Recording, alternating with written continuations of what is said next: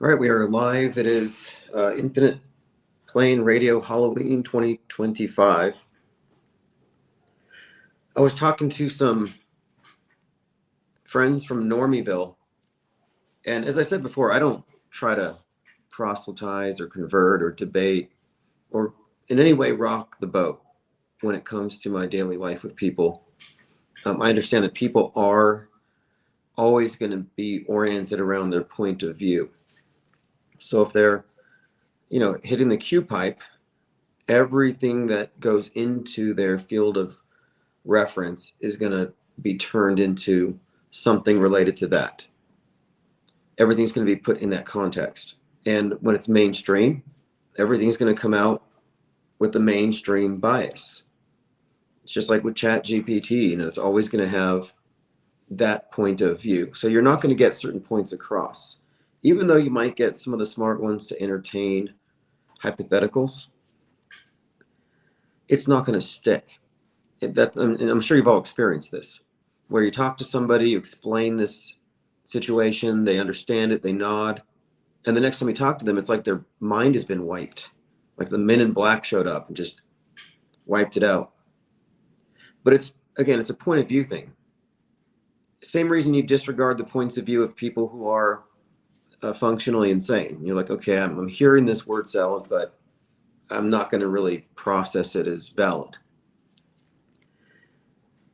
So these friends I'm referring to, we're talking about Erica Kirk, describing how evil she is, how she's obviously wicked, and she was obviously part of some plot, probably by some foreign agents, some agencies, to put her in a position to take over America First, and that she's obviously part of the conspiracy to take out Charlie.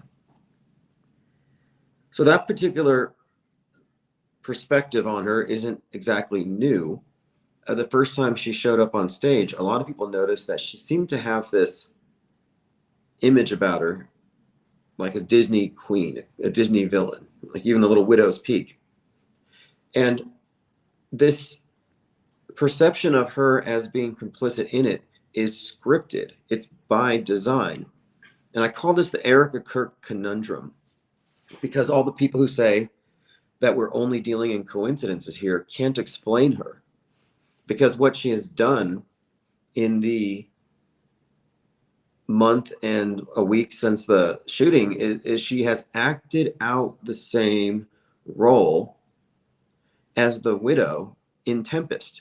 And if you recall, she was called the Storm. Erica Kirk is the Storm. Stephen Miller said it at the memorial.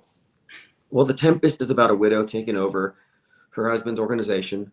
And as you know, it aired on 9/10, and the first episode has the leader of the Youth Republicans getting shot in the neck in the exact same way. We've talked about these overlaps, but they didn't stop. And at the end of episode 4, they're talking about how grief isn't dignified. Grief is ugly, insinuating that she was faking her grief. Others insinuated that she was cold, never loved him, and only came in order to take over his organization at some future time. So she is continuing to mirror her corresponding character. And then it gets a little more interesting here because she's in these tight leather pants and she's hugging on JD Vance. And she's like putting her hands on the back of his hair when they're hugging. I mean, very intimate looking. She said, JD can never replace my husband, but he articulates these things so clearly.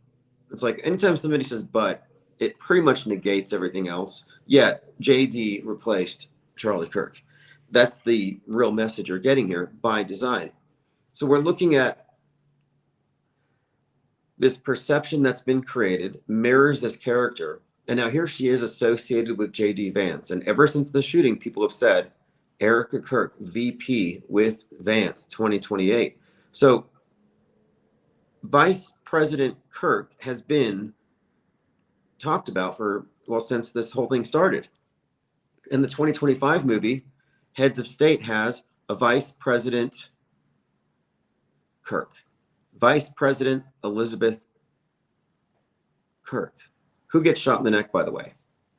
So we see this VP Kirk, and then right now she's giving a speech at TPUSA, and JD Vance is there. And it's like, wait a minute here. We keep on seeing this association. Vice President Kirk, Vice President Elizabeth Kirk.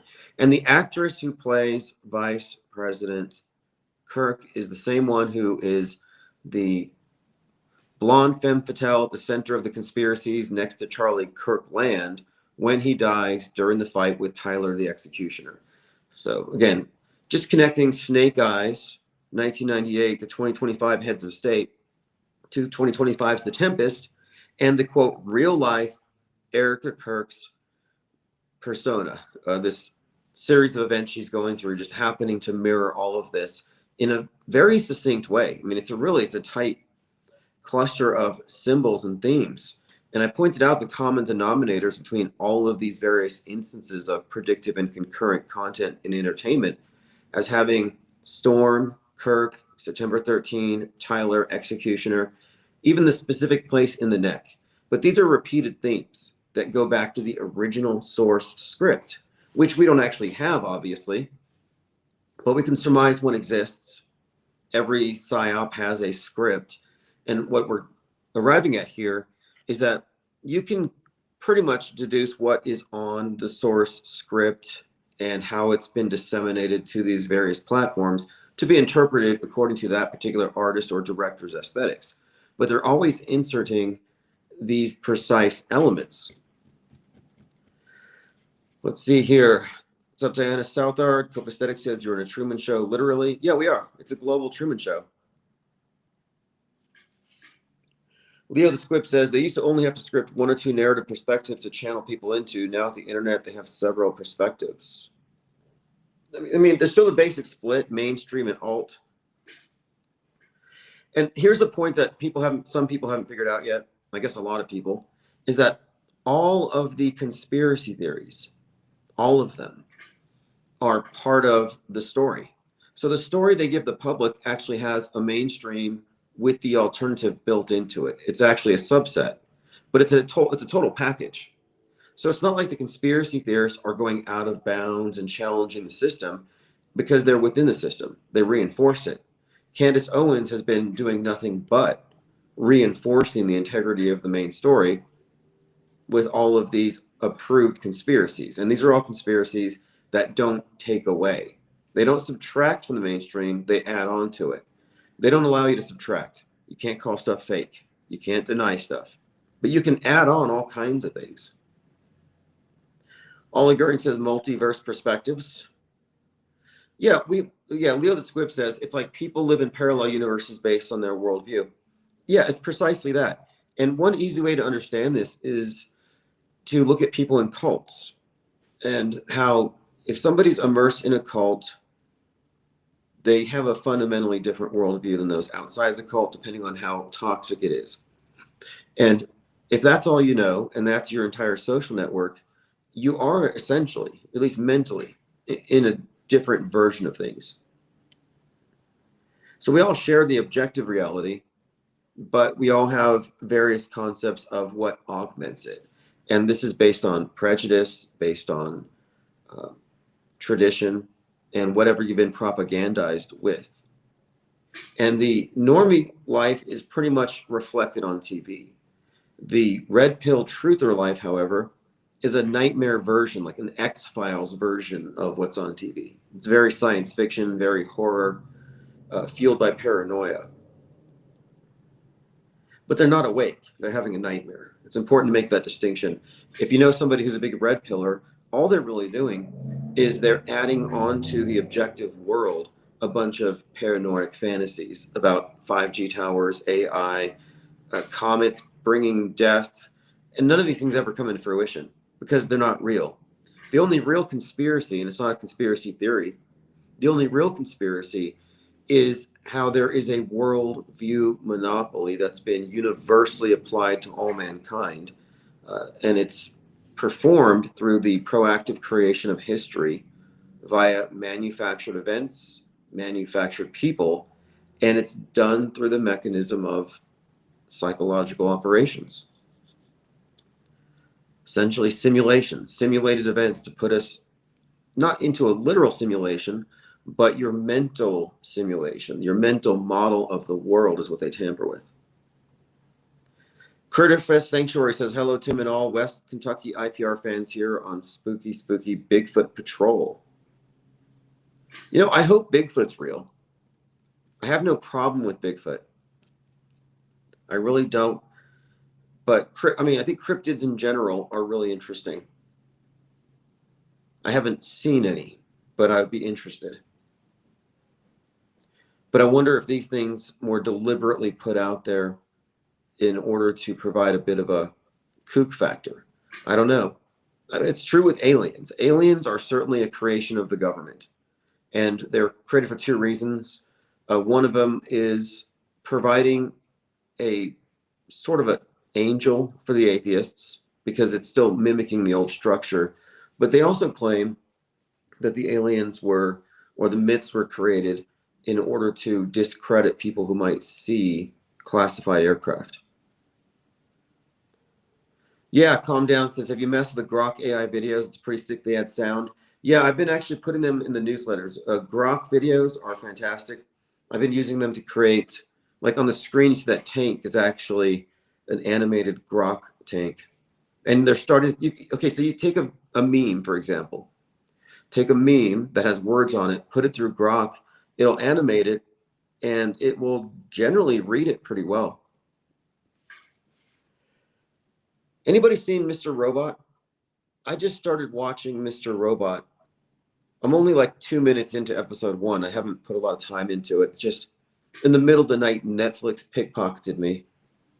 I got to block all my cards. I don't remember having Netflix like subscribed to. It's been months, but they had a opportunity. I was asleep and they charged me. So I thought, well, let me see what's trending. I turn on Mr. Robot, and the first episode has this character talking about how all the world events are fake and engineered. Everything is planned in advance by some group, the 1% of the 1%. And he's describing the 1% of the 1%, which struck me because someone had just told me about Dan Brown's consortium. And he said, I think that they're after me. So it has an interesting intro. I'm going to continue to watch it. Leo the Squib says, older people are especially traumatized by the mainstream news. It's a beautiful dream state. Oh, it's no beautiful dream state either. Okay, no, you're right about this. But the difference is, like, the mainstream believes in all the scary scenarios, but they're able to be apathetic about it. It might be the result of cognitive dissonance. Like, for example, after 10/7, I was driving with somebody from Normieville, and they said, did you hear about the 40 decapitated babies? And I was like, yeah. And you notice how it's still kind of summery, like the weather's really nice. And they're like, yeah, the weather's so nice. And we spent more time talking about the weather than the pile of baby heads. And that's because I knew it was fake and didn't care to really get into it. And they legitimately didn't care. It's just like a data point, but it's no more relevant than the weather, because the blue pillars believe it's real, but it doesn't actually affect them. They're not really awake to it. It's almost like they're numbed. But the red pillars and the wokers, so the red pill woke and the woke left, they feel that stuff acutely. They really feel the pain. They really empathize with it. I mean, that's really what defines them, whether it's woke on the left or woke on the right, is that compared to everybody else, they're awake. We're in a sleeping trance. And they exhibit this through activism, by becoming triggered, by getting enraged, by always being in a state of fight or flight, ready to fight the system. But you can't fight the system from within it. And I always point this out too, is that we embrace here inactivism. We're conscientious objectors to the Psy War. You couldn't get everybody around Alex Jonestown, drinking that Kool-Aid. You couldn't get them organized and then somehow make a positive change in the system or expose some truth. It's futile. It would be akin to getting all of the patients in an asylum to gang up and fight the orderlies. Like, you might take a few of them down, but none of the people who are part of the struggle are in any position to take over the institution. Diana Southard says, I ticked off many coworkers when I said fake dead babies' lives don't matter, but I'm 61 and most are under 30. Yeah. Well, they don't. Fake dead kids' lives don't matter. And I told that to this crisis actor, what's his name? Alex Stein. And he blocked me on Twitter because he was out there at Uvalde crisis acting. But I'm like, I'm serious about this. Like, which fake dead people actually matter? We had a conversation with Lloyd in Discord today, and he's like, well, you can't rule out that they kill people in PSYOPs. I'm like, yeah, we can. That's like saying you can't rule out that they kill people when they make horror movies. Well, yeah, you categorically can. The burden of proof would be on you. Show me the dead body. Like, I'm all ears. If you have some account, you can prove to me somebody in some PSYOP died, please tell me. But until you have that, you can't just throw it around as a valid assertion, because it flies in the face of the evidence before us that we're looking at simulated events, and these are just drills. So the idea that there's people really dying has been long since debunked, but he was suggesting that they do. And I was like, well, maybe you can find out where the fake dead people are buried. And while you're at it, find out what Mandela effects are real, and then report back to us. But it's useful to have conversations with people who are still like one side in the matrix, 1 foot out. They don't want to let it go. Something's always holding them back. And generally it's that. They want to believe that people are dying in PSYOPs. And the argument that he put forth was essentially that the elite would obviously do it because they can. And that is an argument I've heard many times, where after I thoroughly refuted chemtrail theory, somebody said, so you're saying that the bad guys are so good that they wouldn't do it to us? And that had me stumped for a few hours, because I wasn't saying that. But can you argue that because these people are so bad, we can assume they're doing these things? And that's called an appeal to motive. This is why it's so important for them to frame things like the deep state, the blood drinking satanic deep state. Because once you've accepted that definition, well, now you can argue, well, of course they eat babies. They're the blood drinking demonic deep state. So the appeal to motive fallacy isn't evidence. It's just an opinion. Lord Laney says, speaking of institutions, I was watching One Flew Over the Cuckoo's Nest when Cheswick flips out at Nurse Ratched, calls the guards saying code 34, and they beat everyone up. Jack Nicholson, right? Kevin Mooring says, Alex Stein is a CIA actor. Well, okay, the only reason I bring him up is that he came from the world of reality TV, Cheaters, and he admits, violating his NDA, that it was all staged and fake from day one. So it's interesting to see how somebody who was doing reality TV, working for Cheaters, which was started by the grandson of Clark Gables, the king of Hollywood. So interesting connections there at a minimum. But to go from reality TV to participating in PSYOPs seems like a very smooth and easy transition. Because to participate in PSYOPs, you have to be capable of pretending it's real, essentially acting. I mean, what is the difference between reality TV and a lot of the political theater that we see? It's essentially the same thing. We're talking about, it's real from the perspective of, yeah, they're technically doing these things, but it's actually scripted. They're going according to a predetermined plan.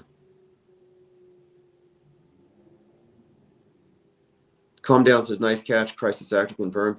Well, look, he also showed up at another shooting as well. And his MO is he goes and he complains to the city council about how the police stood down. He did that at 2 different events where he was actually haranguing the police. He's like, why didn't you stop the shooter? I'm like, how did he get these gigs? And that's pretty much how they operate. It's reality TV. But that's one of the talking points from the right, is that the police stood down. Alex Jones has always used this. They stood down, they let it occur because it was a black op. They were told to stand down. So many cliches. Leo the Squib says, the apathy Tim mentioned, I think that's one of the main purposes. Bread and circuses trump dead baby heads. Yes. Well, they want to bombard you with so much that you don't fight. There's nothing to fight. Like, you've been conquered, you've been subjugated. It's overwhelming. They cram 48 hours of news into every daily news cycle. You couldn't possibly parse it all.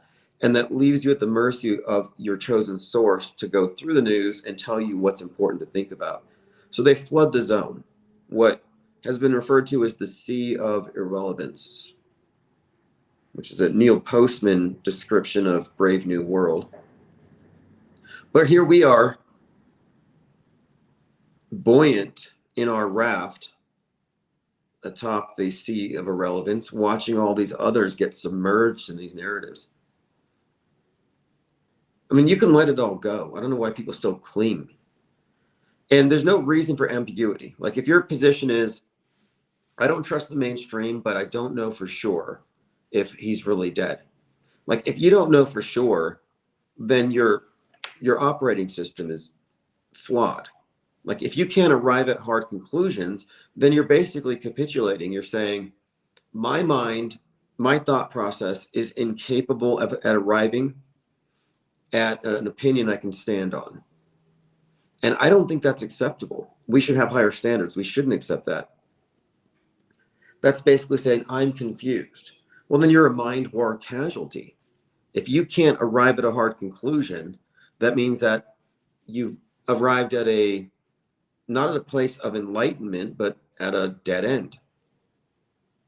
But what we have arrived at here are evidences that are proof positive in favor of things being totally staged. Just the fact of, and this is a new term, the concurrent programming, just that alone automatically nullifies their claims that something is real, because the content that is released at the same time had to have been produced in the past, maybe as far back as years, which tells you that the event in question was pre-planned, therefore not spontaneous, therefore not real. Diana Southard says fence riders. Yeah, exactly, fence riders. And again, it's not even a safe position, because it's generally there because of incredulity. And I think we really have to make the point that there's a strong difference between skepticism and incredulity. The incredulous person will dismiss something because they personally find it hard to believe. They dismiss it without looking at the evidence, or they attack a weak version of the argument. So they burn a straw man. Very low effort, very low information, and it doesn't categorically get rid of it. They just ignore it. A skeptic examines the information, suspends judgment, waits until they know as much as they can about it, and they attack the strongest version of the opponent's proposition, the steel man. So a skeptic will melt a steel man, unequivocally settling the matter. Someone who's merely incredulous will just hand wave it away. And then what's more, when it comes, okay, you can be a skeptic in science. You can be a skeptic in any field of human endeavor.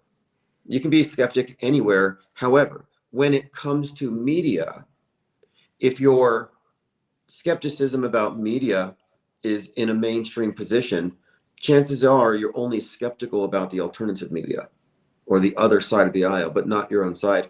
And this is pretty much the same for the other side. Alternative media type, yeah, they're skeptical about mainstream, but they are not about their own side. But I wouldn't even call it skeptical, because generally it's very surface level incredulity. The real skepticism when it comes to media would arrive from a position of full awareness about media fakery. And not just about the capacity of media to lie and to fake things, but about the well-documented instances of this from right now into as far back as we can see, many decades of fakery. You have to be able to include that in your assessment, because it matters. It matters because there's a cumulative effect of fake news. There's been an ongoing distortion of worldview, of history itself. So that's the real conspiracy, to get back to it. The real conspiracy, the only real conspiracy, is that our history is prefabricated and we're living through it as it's being performed like a never-ending reality TV show. Total control over time, total control over history. And it's not just retroactive changing the history books. No, they are proactively creating it. And every single PSYOP bears this out. Every time a successful simulated event, a big staged event, enters the world stage and changes the trajectory of everything that they're talking about and everything bounces off of it, yeah, they've bent history. Charlie Kirk's death is a turning point. The George Floyd event, turning point. You can see the staged events that serve as plot twists for the world stage. And these things happen with regularity.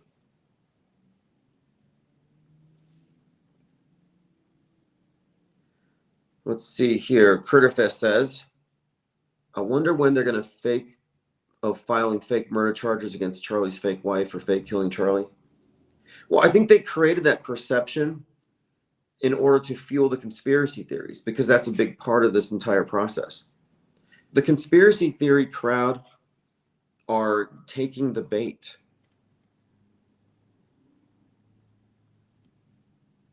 And when Erica Kirk comes out with her Kleenex, wiping her tears, meanwhile wearing these tight leather pants and hugging JD Vance too close, like they're very well aware of it, that the optics are terrible. Like they're paying attention to optics. These things are engineered events. So it really does, I think, convey here that their objective is we want a large swath of the population to take the conspiratorial view, and we want this dynamic to exist. And they're just fanning the flames.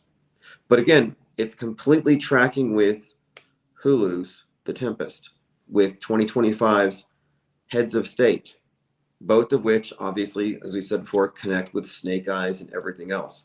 Notice how, and I said this was going to happen, despite all the attention that Snake Eyes got, none of these big channels pushing that were ever going to talk about the other events, the other simulated instances like Hulu's The Tempest, and make these connections. It's like they're only allowed to talk about predictive content far back that can be easily dismissed. They don't want you to connect the dots, which we have done. We have connected the dots, and you can't really unconnect them. I mean, I'd be happy for someone to attempt a refutation of what we put forth here. But again, the new bar is you have to address the Erica Kirk conundrum. Not only her contribution to the body of predictive programming, but her continued actions as they relate to this predictive programming content. There's quite a lot there you'd have to contend with. And if your explanation is coincidence, you don't really have any legs to stand on with this one, because somebody who's following a script isn't merely doing things by random chance. Jamarian May says she's just a handler like Jared Kushner handles Ivanka. Well, that's the narrative. They want you to think she was a handler put there to take him out. No, they're both actors. Their kids are fake. They're not even, like, what I'm saying here is that Charlie's not dead.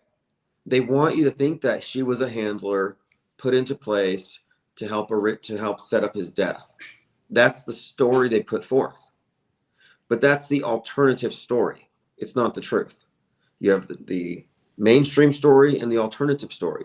But this is a manufactured narrative that, again, perfectly comports with The Tempest. I binge watched the first 4 episodes, and I reported in a live stream. I said, okay, we got the neck wound. Charlie Kirk was just there in South Korea. We have these overlapping elements. The widow is then told to cry on cue to win over his constituency.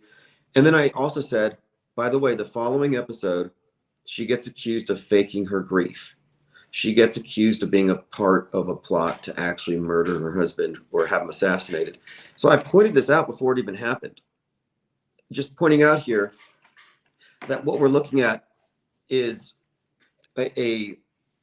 essentially a predictive model. I mean, this is definitely the case where they're saturating the media ecosystem with certain ideas, narratives, and events. And if you look at what is being beamed into everyone's minds, you could make some extrapolations as to what you could reasonably expect next.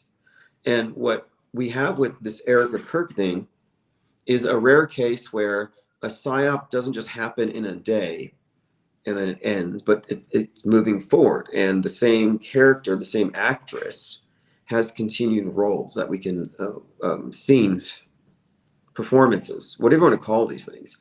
And every one of these events, like TPUSA, hanging out with JD Vance, just reinforces the fact that she is tracking with that script. But at no point should we mistake this for real. Like, this isn't the real person who organized the downfall of this naive good guy and had him taken out. No, Charlie Kirk was basically a mass deceiver. And look at all these people they deceived. We watched the memorial. There were 100,000 people there. And there were 99,999 people crying. I mean, everybody but Erica. It's like, that's power. We just witnessed one of the greatest psyops of our time, of this. I mean, really one of the greatest psyops probably since, what would we compare this one to? This is a JFK level event. And Jackie Kennedy comes out covered in blood and brains. And she's like, I want them to see what they did to my husband. Or she wore the bloody dress. And then Erica Kirk did the same thing. She said the same thing. She's basically, this is all just recycled. And everything you're hearing from the conspiracy theorists is coming from rabbit trails that the CIA or whatever paved for you back in the 60s when they ran this script with JFK. Busy56 says they had Julia Fox wearing a Halloween costume of Jackie O with her bloody pink dress today. Made people think of Erica Kirk. Right. I love the TPUSA memes. I saw this pretty good one. It was Erica Kirk was standing on Charlie Kirk's coffin, and JD Vance was hugging her, and his face was like planted right in her chest. And they're on the TPUSA stage, and everybody's clapping. And that's what it looks like. What I'm saying here, these optics are engineered to create this perception, because the normies are saying, yeah, Erica Kirk's evil. I'm like, wait a minute here. I just saw this on Hulu, but you're reacting to this staged situation predictably, the way they programmed you to. And I'm watching this and just realizing that, yeah, you're not going to get through to people who are in Normieville. You might get through to some people in Trutherville because at least they have some experience with recognizing big lies and trying to break away from it. But the people who trust implicitly everything that they get through the screen, they are quite literally programmed. Their responses to characters are programmed. I mean, the people I'm talking to wouldn't have cared about an Erica Kirk. It never would have crossed their mind. But in the last month, this person has been put into their consciousness along with the story, this character's, I guess what they've been given is essentially like a blueprint.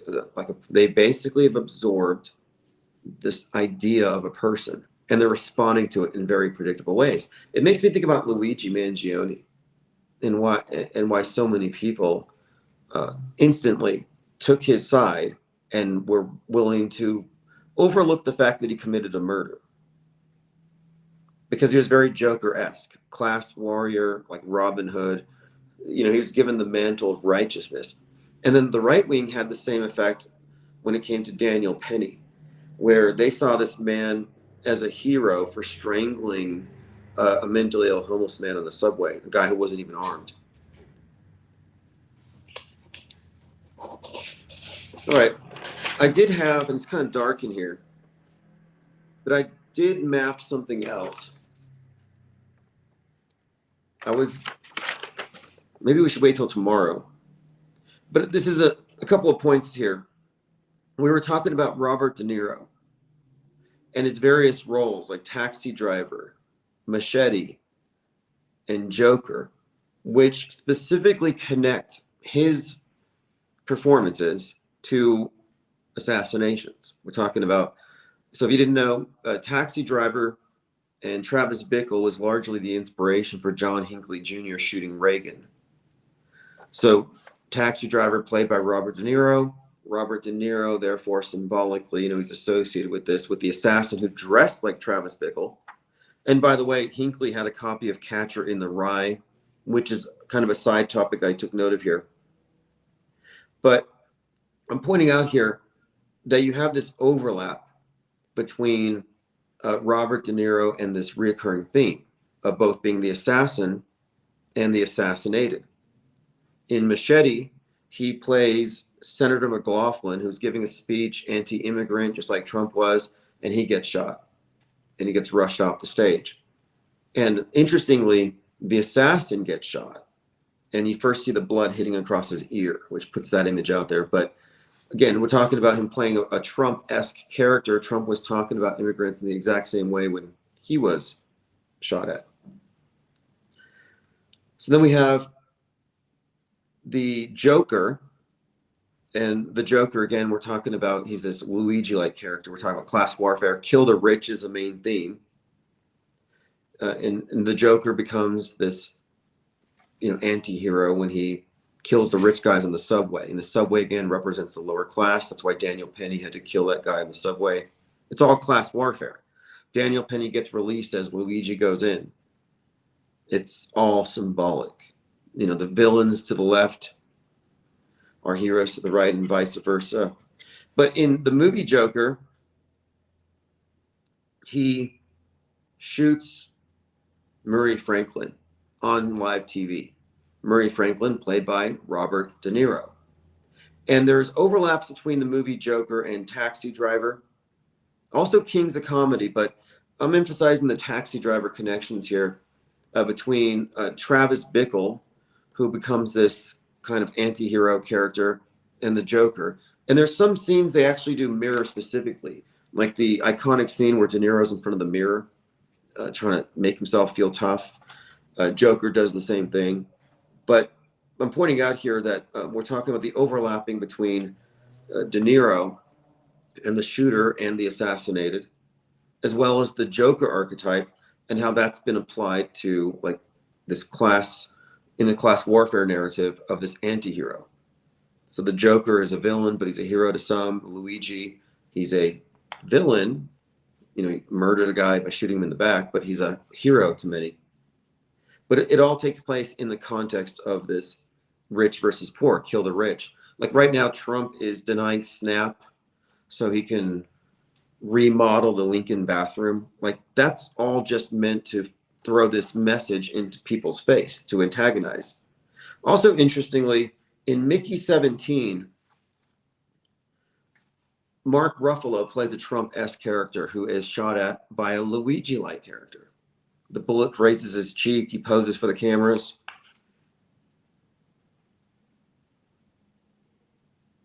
Okay, here's another one that I was looking at too. So we talk about Stanley Kubrick's work a lot, and he pretty much, in all likelihood, Kubrick shot Kennedy. It wasn't Oswald, and it was just the movie. But Full Metal Jacket has a subtext about the JFK assassination, and the main character, Joker, represents JFK in this context. That's why he has a JFK war photographer. That's why he has the target on his helmet, right where JFK was shot. Played by Matthew Modine, which also has some significance because Matthew Modine he shows up later in Stranger Things. I'm not going to jump into that one, but there's some fascinating Stranger Things connections with this mass shooter theme. Okay, now Thomas Crooks. If you've seen Thomas Crooks, he looks like the Riddler. And if you remember, there was a scene in the Batman where he's pounding on the glass, asking the Riddler, "What did you do?" before the bombs go off. And the Riddler just sings Ave Maria. Well, on 6/11, of course, Trump is shot. 84 days later, I'm sorry, it's on 7/13, but it's 6:11 p.m. So 84 days later, when he goes back to Butler and he's praised for being so proud, he's going back to the scene of the crime. At 6:11 p.m., they do a moment of silence, for the shooting, for the dead firemen. And what do they play? Some male sings Ave Maria. Just kind of an interesting connection. I put it in my video, the deep dive on the predictive programming for the Trump head wound. Fascinating associations here with the Joker archetype, the Riddler, the infusion of the Batman universe onto world stage events where Joker represents the left, the Antifa, the oppressed in this woke paradigm, whereas Batman represents the fascist, the privileged. Busy56 says Kubrick's The Killing is predictive programming for JFK 2. It's about the assassination of a horse racetrack. Really? Now, in addition to this, we should look into John Franklin, who did predictive content for the JFK assassination in the form of the Manchurian Candidate, introducing the idea of the mind-controlled assassin. And then, of course, same director drove RFK to the Ambassador Hotel, where he was killed by a mind-controlled assassin. Donna Southheart says, lots of Luigi cosplay out there on Halloween. Yeah, I figured there'd be a lot of Charlie Kirks as well. I'm not going to go out tonight. I mean, there's something about Halloween. I hear all these people speeding around and who knows what they're on. It's a little too crazy. I don't think it's safe. Full Metal Jacket also has 33 on the billboard in the famous scene about what do we get for $10. It also has some 9/11-y like scenes as well toward the end. But this is typical with Kubrick films, is there's predictive programming for multiple major psyops in all of his movies. 2001 Space Odyssey, yeah, it's about the whole space program, sure, but it also foreshadows 9/11 in very specific ways. It has allusions to 2022, even referencing a Floyd and a fake epidemic used as a cover story.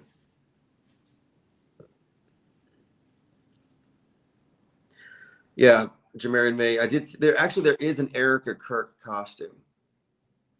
But look, the fact is, her grief has been called into question, and it has been offensive to her supporters, but all the conspiracy theorists run with it, and it looks really shady.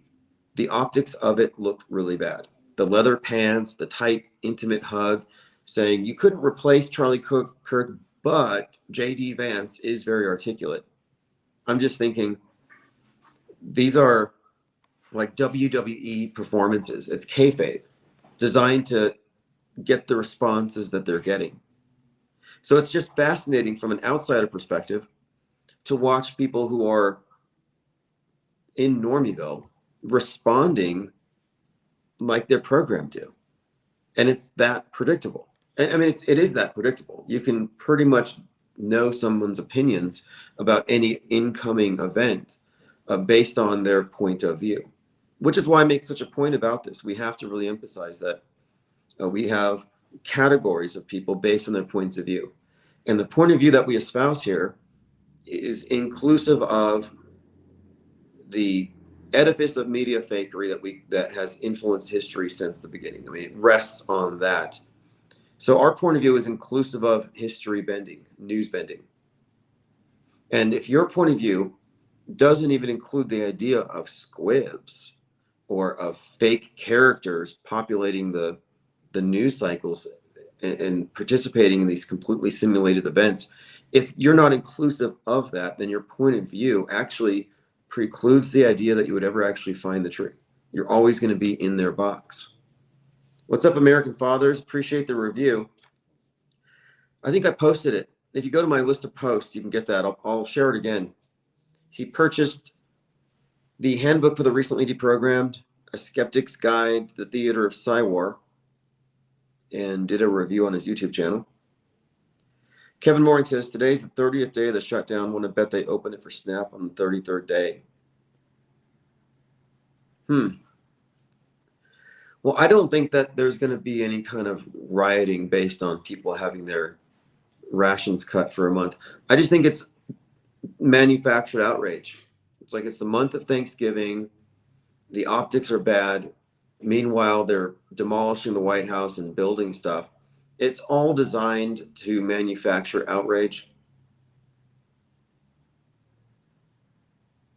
But I don't know. We'll see. There's always an agenda. American Fathers says, "What up, guys? Thanks for reposting. Fantastic book. I didn't realize there are so many other books buying more." Yeah, what I've done here is I've taken all of our best ideas and their most recent iterations, and I put it into this book, which is sectioned into like 5 different sections to really explain what I mean when I say world stage. So we can define off-world stage to show the different perspectives, whether you're MSM, MSM plus, MSM minus, the political horseshoe model, how it's been implemented.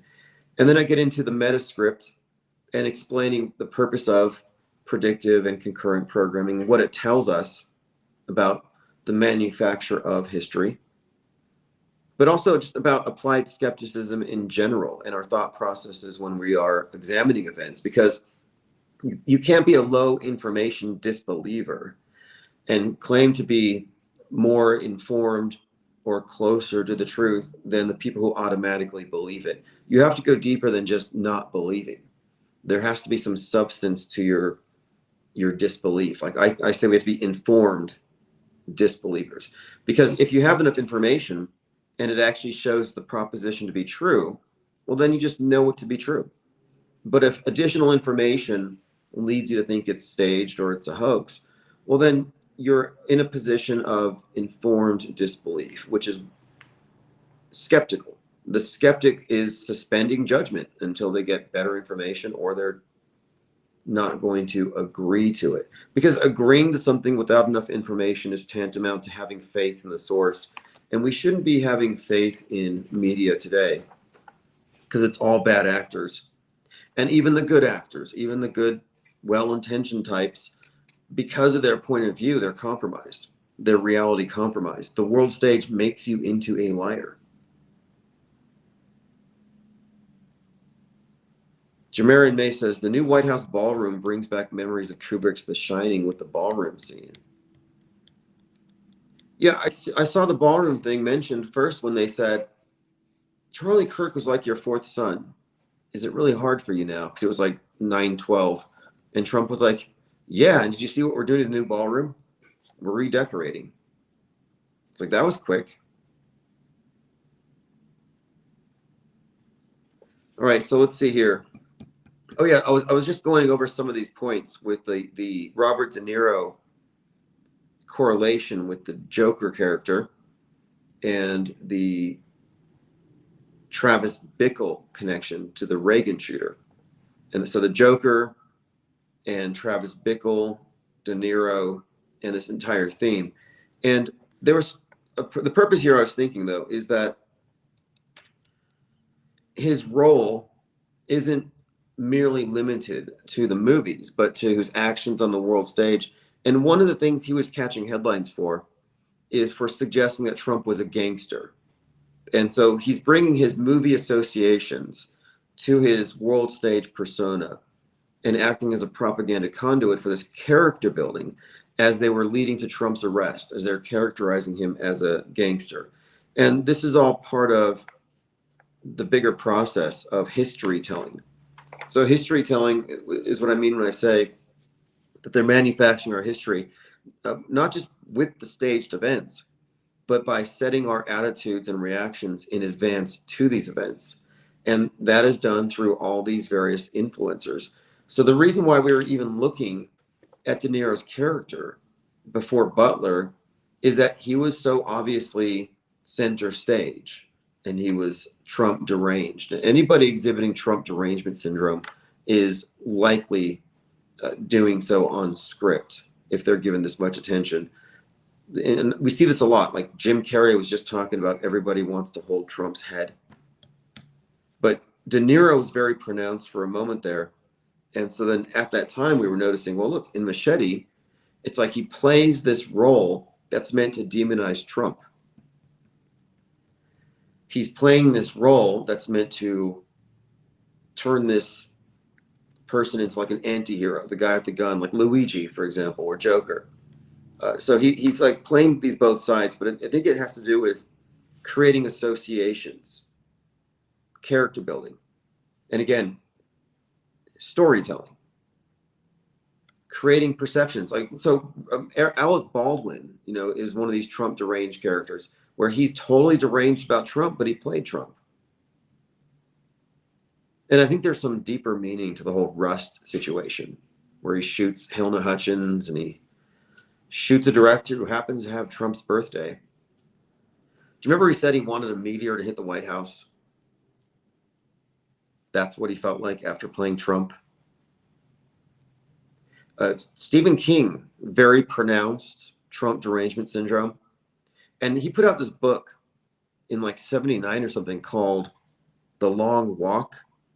And as part of a PR stunt promoting the book, you see Stephen King walking down the road with the number 47 around his neck. And I was trying to figure out, what does this mean? And everyone's like, that has nothing to do with Trump. And I'm pretty sure it does. But they're saying it couldn't because the book came out decades ago. So I'm trying to figure out, well, what does that really mean? Because the movie's basically about your dead man walking. It's about these people who are forced to walk this long walk.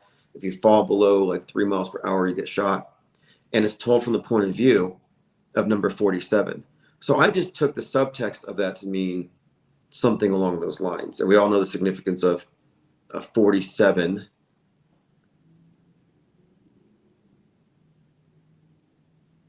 Jamarin May says Trump is Apollo Freire. Yeah, the Apollo stuff is pretty significant.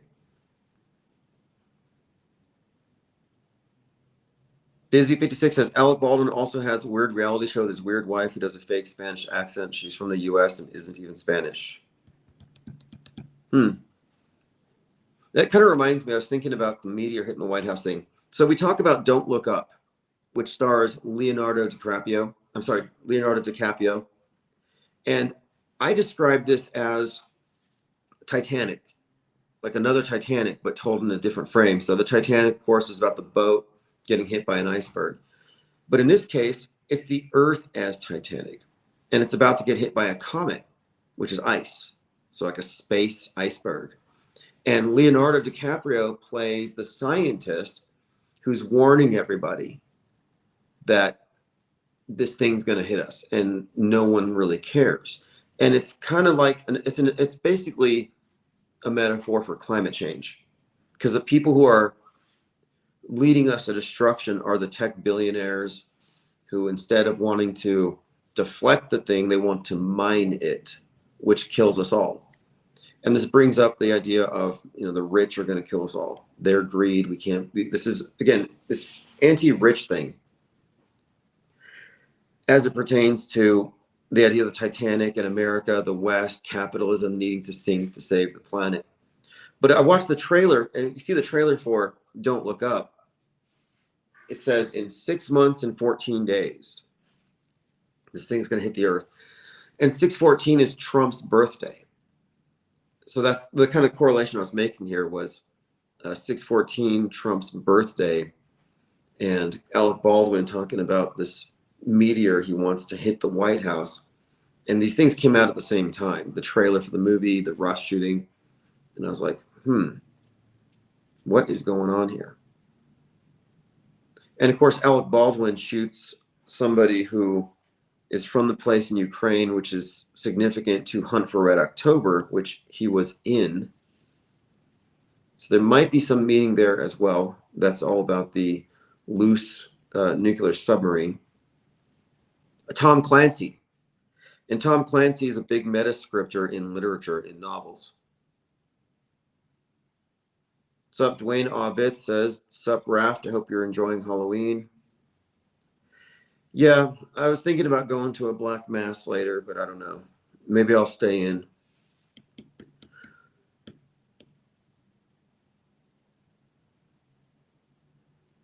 Donna Southhart says, a meteorite, I'll get my space junk helmet. We could sell space junk helmets. Like, I would ask why you're not wearing one. Like, if you believe in space junk, what actions have you taken? What proactive measures have you taken to protect yourself? Because if you're not wearing a helmet, why should I believe that you actually take the threat seriously, or you think it's really a viable threat? Like, chemtrail people ought to be wearing masks. Someone asked about Richie from Boston, and I was like, that guy was really a grifter. Like, I don't think he's a grifter. I think he's real. Because if he was in it for the money, he would have marketed chemtrail masks a long time ago. You got so many people believing that they're being poisoned all the time Why wouldn't they wear masks? Dwayne Aubith says, I would buy an IPS space junk helmet and wear it in public.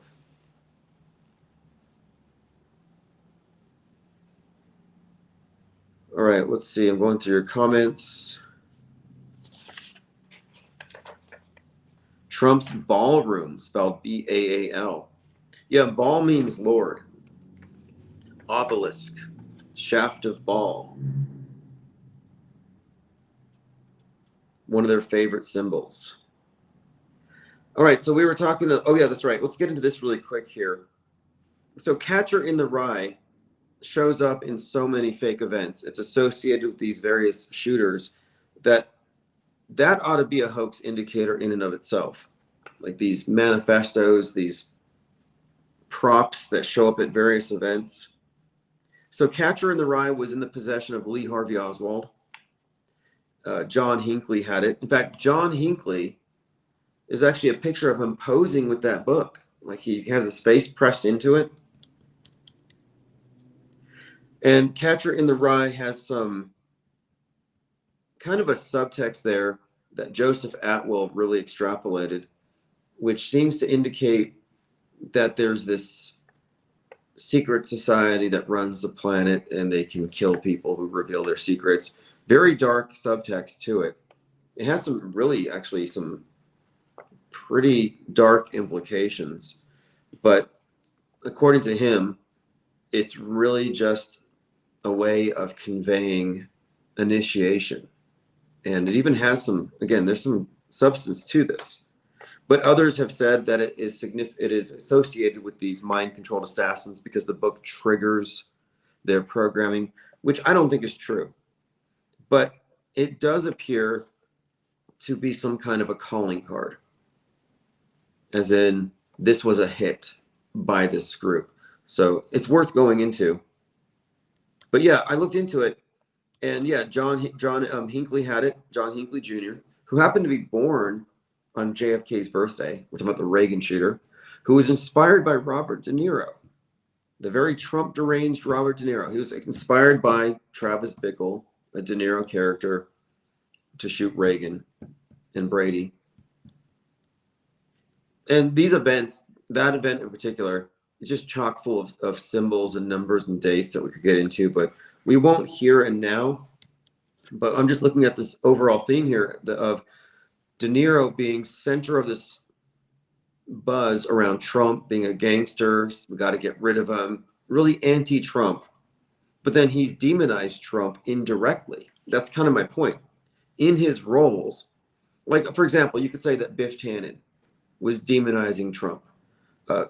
Charlie Croker, demonizing Trump. You can in Man in Full. If you look at the entertainment parallels to these world stage characters, you can see this trend. In Mountainhead, the main character is obviously based on Elon Musk. It's basically a hit piece. Mark Ruffalo's version of Trump in Mickey 17, definitely an attack. So they make them hateable. There's a reason why the normies in my life think that Erica Kirk is an evil witch who killed her husband. Because they are programmed. They are programmed, they catch the archetypes, they respond accordingly. So his job, his predictive programming roles, were characterizing Trump in a certain way and simultaneously glorifying the shooter, providing sympathy for the shooter. Everyone had sympathy for the Joker who shot a guy on TV, Robert De Niro. There's a sympathy for Luigi Mangione. Kevin Mooring says, Luigi left the backpack at the carousel in that book. Oh, that's right. There's a connection there. I'll have to look into that. Mark David Chapman had it too, the shooter of John Lennon. Yeah, so I'm on my phone, and I don't know if, because I'm on my phone, I can't really get calls to join in. So if you're in the waiting room, I could add you, I think maybe on the laptop. I'm working on getting into an office space so we can get back to taking phone calls. And it's going to be within a month. It would have been sooner, but I had to leave my laptop behind.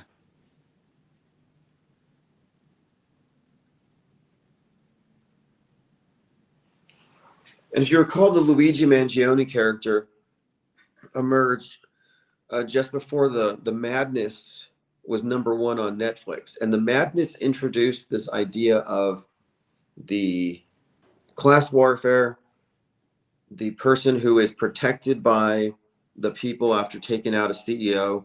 There's that show, The Madness, ultimately ends with the death of a CEO who actually represents Elon Musk for financing online Nazis and stealing an election. But the general theme of class warfare and the class warrior being justified in committing acts of violence was a big part of the Madness. And the Madness was ultimately an allusion to right-wing memes turning people politically violent. MAGA, Groyper stuff, Nick Fuentes stuff. And there's 2 deaths in there that are worth noting. There's Mark Simone, who is the leader of the group called The Forge. He goes by Brother 14. And I have a lot to go on with this and how Musk mirrors this stuff. But essentially, the leader of this white supremacist group is killed, and it's pinned on the protagonist, and nobody rats him out. Then you have this character named Lauren Jennings, who's a female conspiracy theorist patriot, who I think is based on Laura Loomer.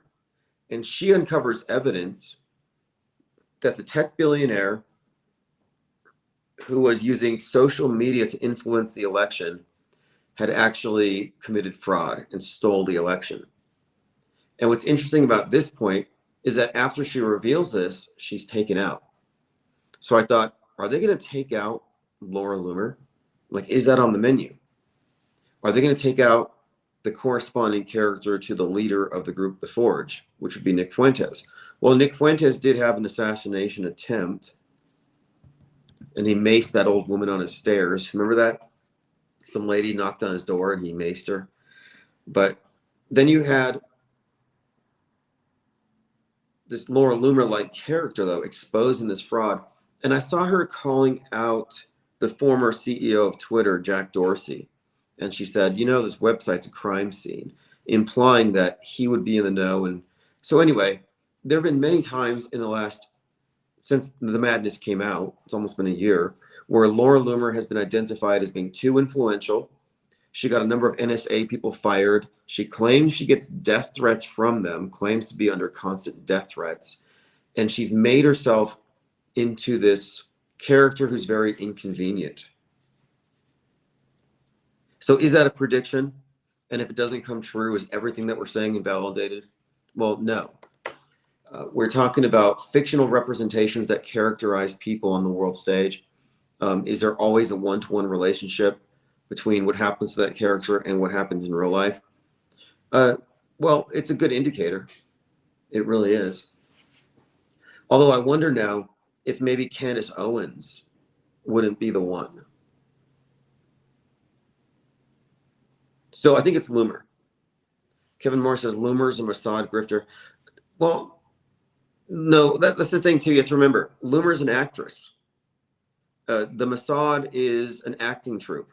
Like, these are all just narrative structures put into place. Like, Erica Kirk's not secretly working for Israel or something. No, Erica Kirk's an actress. And Laura Loomer is an actress. She's acting like an independent journalist. Do you think she's really a journalist? Like, yeah, they make, like, this is like, she's from Project Veritas. James O'Keefe. It's all LARPers. If they weren't LARPing, they would be exposing the PSYOP entertainment complex. They wouldn't be leading you down well-paved rabbit trails. There's nothing authentic about these characters.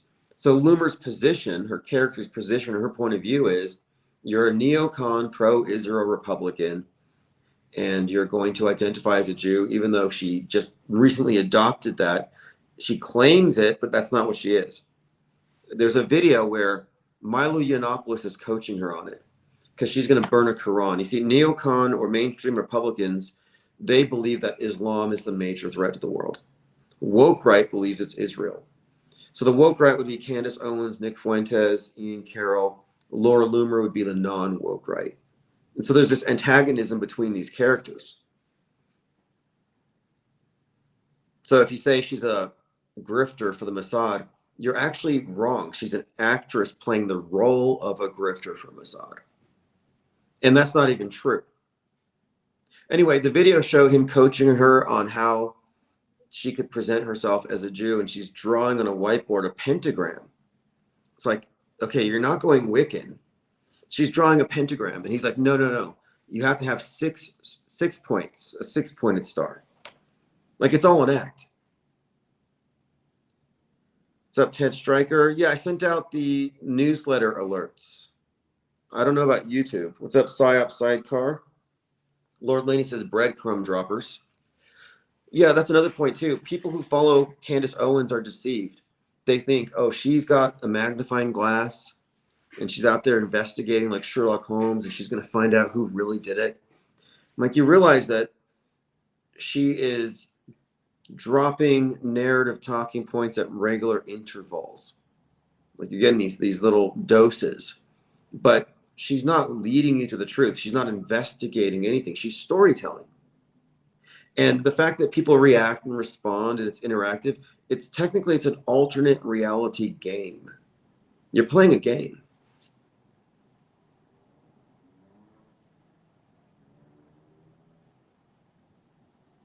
But yeah, to get to the point here, the woke right and non-woke right is a division that's really fundamental to the Republicans. And there's different names they call each other. So the non-woke right are always called neocons, neoconservatives, but their position is defined on their relationship to Israel and nationalism, whether it's multiracial, multi-ethnic, multicultural, or is it all just Christian white nationalism? And what the conspiracy theorists are suggesting, and this is led by Candace Owens, is that Charlie Kirk was going to move from the neocon side to the woke side. That's their main contention. And that before he could go there, they took him out.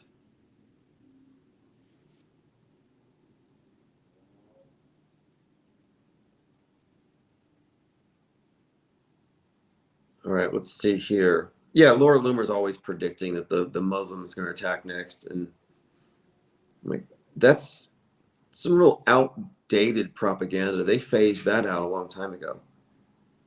But she's always been attached to the predictive programming examples for the Trump thing.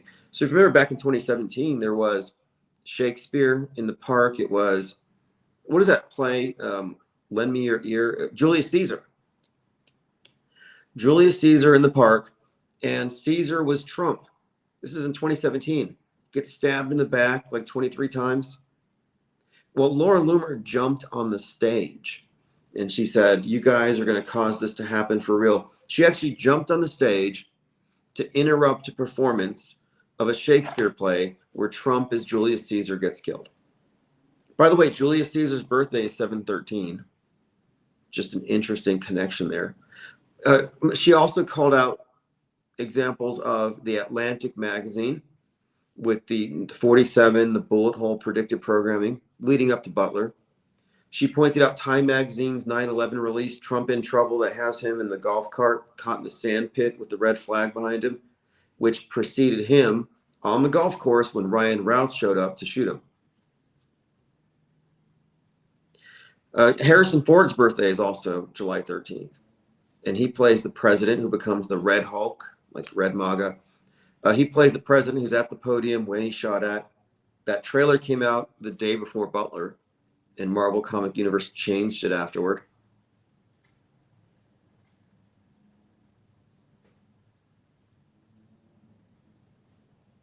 Kevin Mooring says, what's funny is Milo and Loomer have ties together. I bring that up on his tweets about her.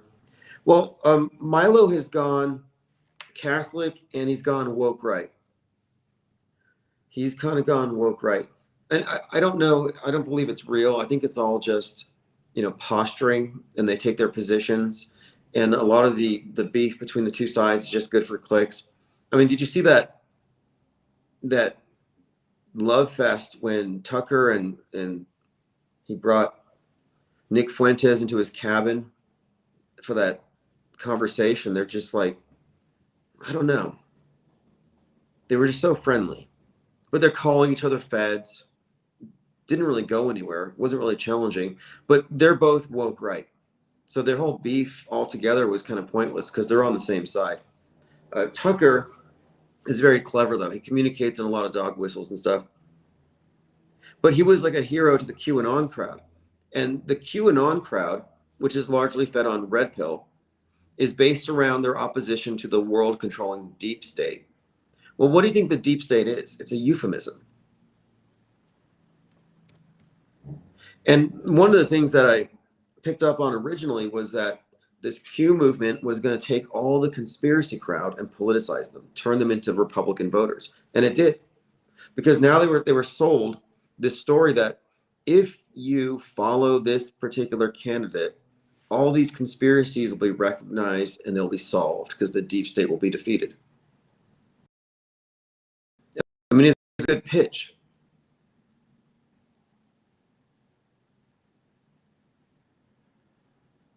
Leo the Script says the factions of the right were certainly less delineated before the PSYOP. You have to pick sides now. Yeah, okay, so you could have looked at them as mostly uniform, but after 10-7, that's when the schism became very pronounced. That's when you saw like the Ben Shapiro side now being pitted against the Nick Fuentes side. It became very clear. And of course, the conspiracy theory that 10-7 was an inside job. I mean, these are all just template. But it definitely became very pronounced, and now it's very much in the open. So the term woke right really became popular like earlier this year, and the people who fit that description resisted it. They all said, like all of them, like an army of NPCs, there's no such thing as woke right. Well, no, if you're not on the neocon right and you're in the red pill district, or you believe in the J pill narrative, and the red pill is actually a subset of that, then yeah, you are on the woke right. If you look at the political horseshoe as being at the extremes woke, the far left, the far right, you can define these as woke. And what does woke mean? It means that from your perspective, everybody else is asleep because they're not aware of the thing that you are, which is that you've got this oppressor and that you have to wake people up to fight the oppressor. And the woke right believes that they are oppressed by Israel. That is their position. It's their always scapegoat. And the woke left believes they're oppressed by the West, whiteness, systemic racism. And their framework is established on that. But woke right, woke left are parallel systems. Their architecture is identical. But they didn't want to be identified as such because they see it as a smear. Although red pillars are happy to say that they're awake. Oh, Alex Jones woke me up. I'm awake.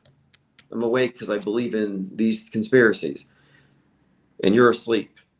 And so they create this split of awake versus asleep, which I think it's designed to create this evangelical zeal. Part of which is fed by the rejection of the people they try to sell it to. They actually take negative feedback as reinforcement that they're pushing the truth because the world's going to reject it or because they're so asleep. False awakenings on both sides. The Great Awakening never happened.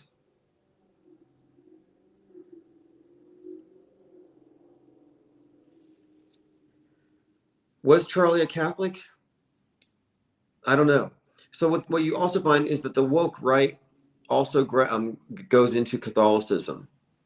They like Candace Owens, Nick Fuentes, and I think there's a reason for it. I think it's pretty simple. It has to do with the view of the split between the body of Christ and then Jews as being somehow like the synagogue of Satan stuff, the perfidious Jews, like old, basically blood libel type stuff is very compatible with that side. I mean, religions are worldviews. That's all they are. They said he had a Catholic burial. Okay, I hadn't heard that yet. Look, and I want to be clear too. Yeah, that's right. Okay, he wasn't Catholic. They said he was considering converting. That's what they were saying. He was considering it. I don't know. A lot of this comes from Candace Owens. And again, these are performative conversions. Like, is Russell Brand really a Catholic?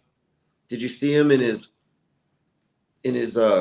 toga, baptizing people? Like, I don't know. I wouldn't want to be downstream from that guy.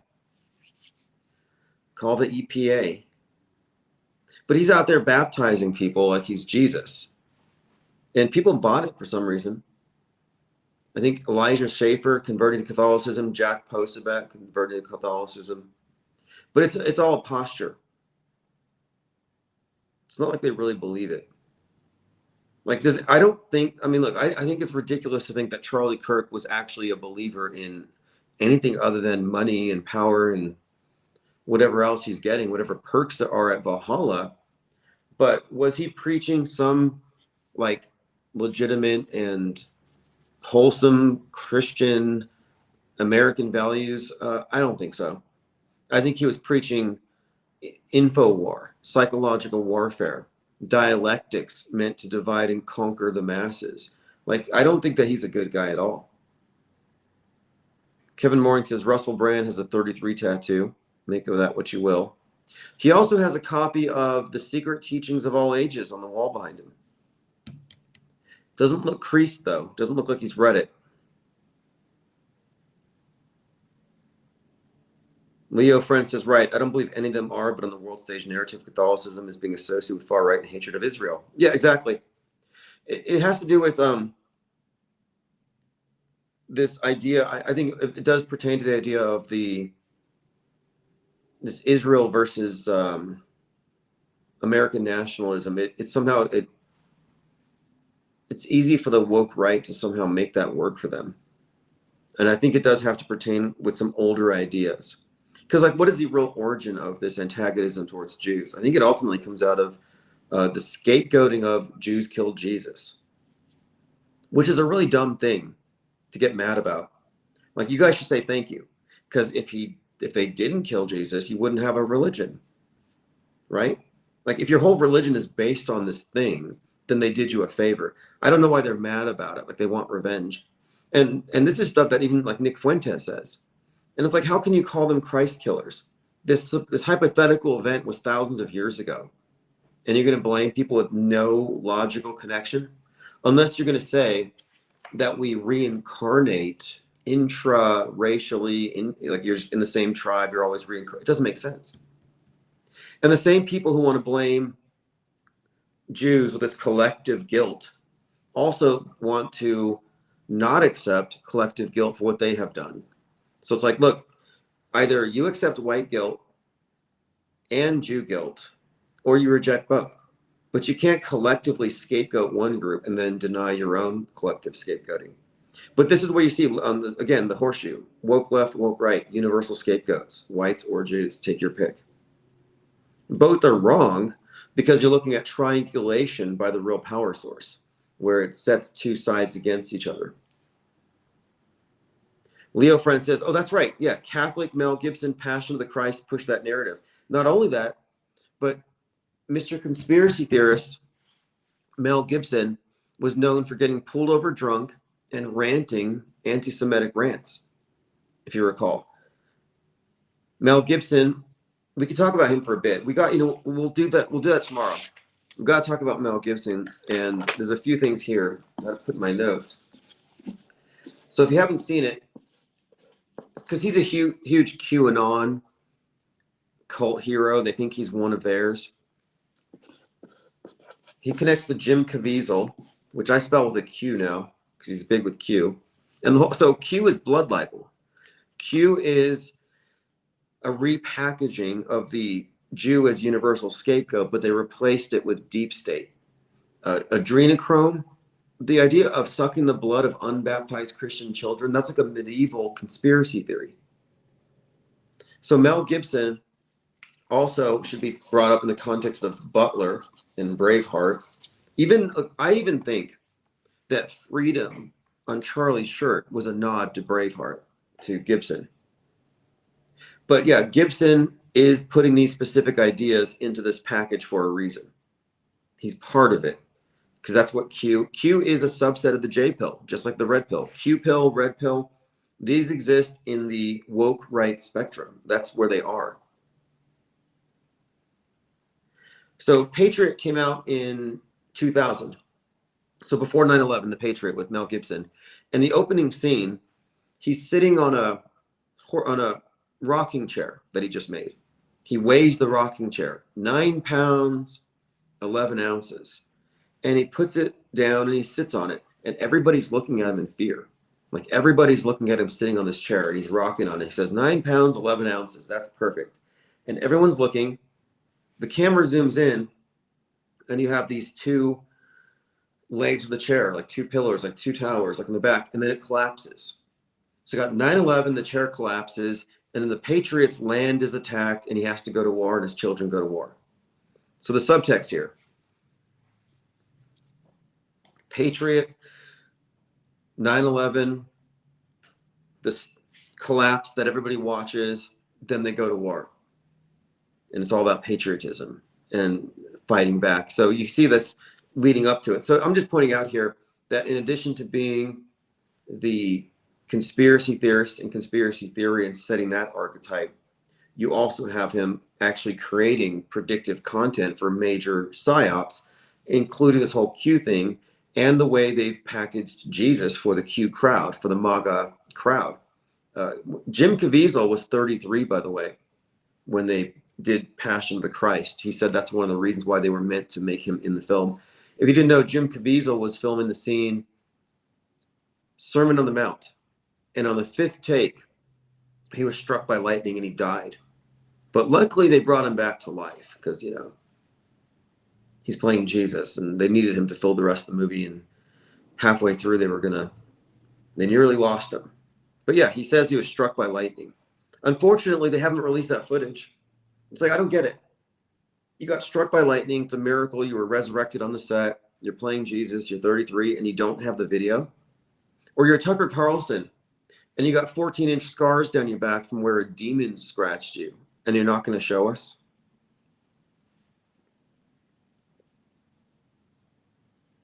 Mel Gibson's visage in Braveheart, the war paint, is what Trump has on his avatar for Trump, for Truth Social.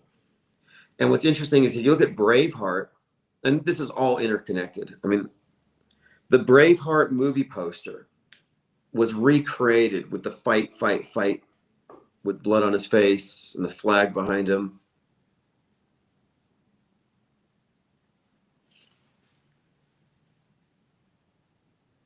Let's see what else we have here. Leo Friend says, Charlie's world stage exit occurring in Mormon, Utah is significant. So the turning point happened in Mormon, Orem, Utah. Mormonism, in contrast to blood libel Catholicism, is the synthesis of recognizing political Israel's place in their perverted doctrine. Well, Mormonism is definitely a key player in this. There was a lot of symbolism too with the whole beehive thing I want to get into. And you know, the guy who stabbed the girl in the subway, didn't he have like a bee tattoo right here? I think all the religions are whack, just all of them. I think these are all worldviews, like franchises competing. And what do they all want? Well, every religion wants everybody to drop theirs and adopt theirs. Every religion. Every single religion thinks it's the only way. It's the only path, that it's the right one and everybody else is wrong. And that's obviously one of my big problems with it, is that there's no objectivity and everybody's hating everybody and it just seems like noise. But ultimately, I think they're competing for something. But what they're all competing for has already been achieved. We already have a one world religion. The traditional religions are phased out. I mean, there's still people clinging to them, but the new progressive scientific worldview, our science fiction infused worldview, is the one world religion. Space is the new heaven. They've already updated it. And the different competing versions of paradise and heaven and the paths to get there are now irrelevant because space has really replaced that. And I think becoming a multi-planetary species is our new future. That's our new paradise. That's our perfect future where we've evolved, we've ascended above the world. We're building we're going to make, and I also kind of think too that it's about utopianism. It's like Mars. When we go to Mars, we're not bringing our guns and our MAGA hats and our meat industry. We're going to live sustainably on Mars. Space is going to be sustainable. In other words, perfect, ideal. Yeah, and this is another good point too. Leo Friend says Mormonism is compatible with Nasatology. Nasatology is a good way of describing our world religion right now. Like if you believe in this idea that we're evolving to the point where eventually we're going to ascend, we're going to go to space and fill up the universe, you're a Nasatologist. And Nasatology is no more, no less ridiculous than Scientology. It's got better special effects, but Scientology has better actors. Mormonism also has the celestial kingdoms, which I think is more compatible with heliocentrism, and it's not exactly fair from what I understand. Like, I don't think I'm going to get into the celestial kingdoms. I think I might be stuck here.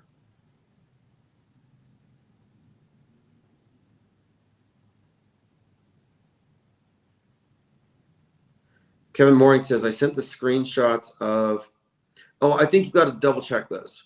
Like, yes, Charlie Kirk and George Floyd both have the 10/14 birthday, but Derek Chauvin's birthday and Tyler Robinson's are not the same. That's a fake one. I noticed that there's a lot of misinformation that's being put out there to screw with us. So you have to double, triple check everything. Like even with AI. Like the other day, I was searching for information about the role of the actress in Heads of State, and AI said she was a widow. And I looked and I'm like, I can't find that. And I went to the script and I searched. I couldn't find that. She was married, but they never mentioned her being a widow. Well, it turns out that's not true. But AI had made that association from my previous queries. So you got to be careful. Critterfest says, what's your opinion on guardian angels? Angels, aliens, I think these are constructs. I think anything that happens that you attribute to an angel might have a more mundane explanation. Like I happen to have this view these days that I really arrived at, that it's an error to attribute to something external just because you can't explain it.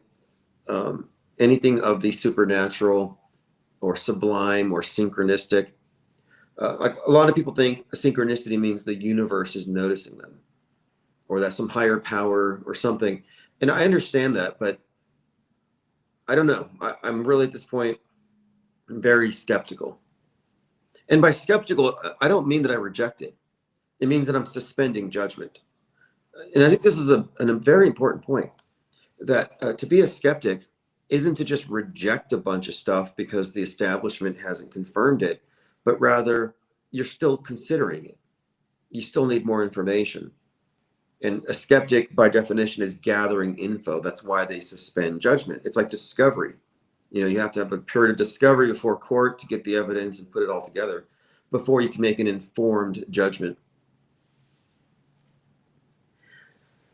To just disbelieve something because of your personal incredulity is the opposite of skepticism. It's like low information.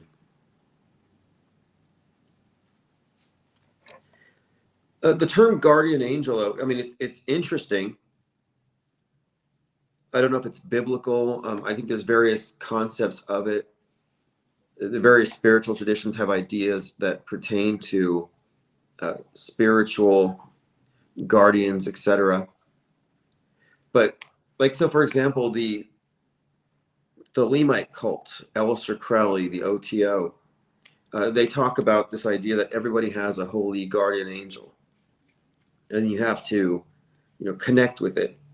But you find out later that they don't mean an actual literal angel, but that's just a metaphor for that part of the psyche that hasn't been integrated into the ego, but that contains peripheral information, is the source of intuition, and maybe that part of the mind that works autonomously to serve your ends, the part that lets you recognize patterns or find things relative to what you're searching for in ways that seem like synchronicity or some random occurrence that um, you might think, yeah, some angel guided me to this. Well, no, it's not really your angel. It's just that part of yourself that's probably on autopilot.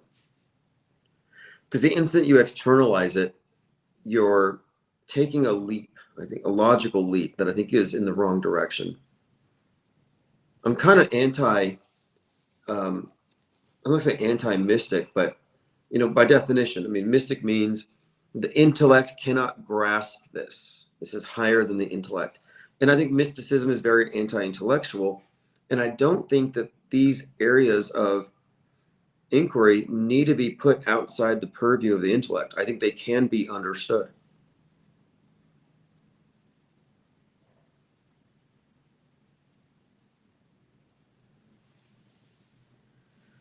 Let's see what else. Going through your comments. And when it comes to religion, I don't think it's all just propaganda. I mean, it's worldview, for sure. But I think that the problem with it is that there's the esoteric and the exoteric. And I think that the state has always created God constructs to rule over the masses. And the God constructs today are things like the big mushroom cloud, pandemic. The COVID is like a devil that the atheists will believe in. In other words, they create these constructs that serve the same purposes that previously superstitions and God belief would have done.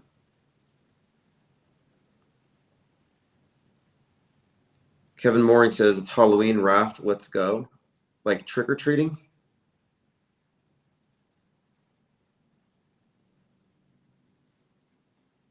I'm expecting there to be a lot of Wednesday Addams. I see an unbelievable number of yard decorations. And these things are getting bigger every year. Like Halloween here is bigger than Christmas. And it pretty much starts in late August. All right, moving on. So tomorrow we're going to talk more about Mel Gibson. And so Mel Gibson's interesting because of his role in the Q movement. Again, there's some photos of him and Sylvester Stallone and a few other actors where they are putting out content that lends itself to be interpreted by the Q people, that they're insiders, that they're white hats fighting the deep state. But Mel Gibson's been pretty big in that. And again, highly significant. He's working on a new version of the Passion of the Christ. I think it's called the Resurrection of the Christ. He recently did a movie called, what was it called? The one with, was it something with a plane crashing in it? Something flight. It had Marky Mark in it. Mark Wahlberg was in this movie at the beginning of the year.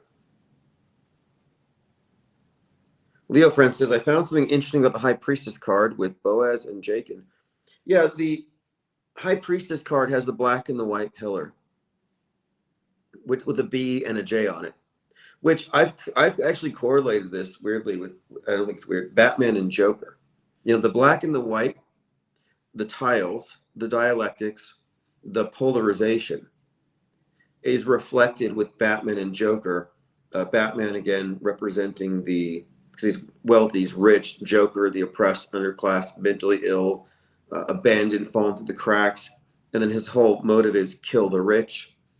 And so you have this perfect dynamic here between these two characters. And I think that it's reflective, in the symbolism here, the black and the white. Joker with the white face paint, Batman with the black mask.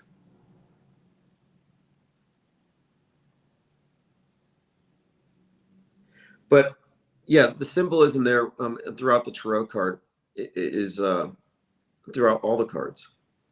It's derived from a lot of sources, but you will find a lot of the Masonic stuff in there. Every card has a Hebrew character attached to it, 0 through 22, or 0 through 21, but total of 22.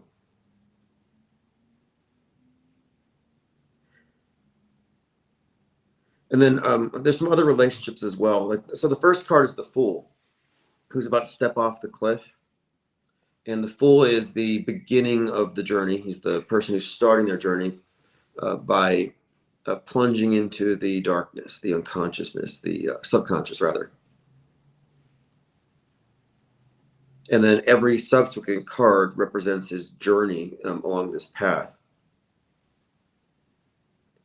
One of the more pertinent cards to our time today is the Devil.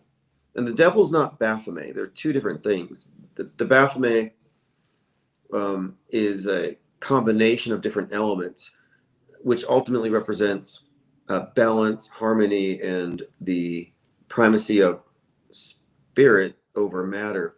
But the Devil is an inversion. The Devil is matter over spirit. And he's squatting on a black cube. It kind of looks like an iPhone. And he's got Adam and Eve chained to the cube, and they're laughing like they're enjoying themselves. They're eating grapes. And the Devil has a torch that's held upside down, which represents the extinguishing of the light. Man enslaved to the black cube. And it's the 15th card. It's associated with, I don't know if is it Saturn? I have to check, because I think Saturn is the death card. But anyway, these cards all illustrate these, basically spiritual concepts, like, again, flesh subjugated to spirit, the devil ruling over.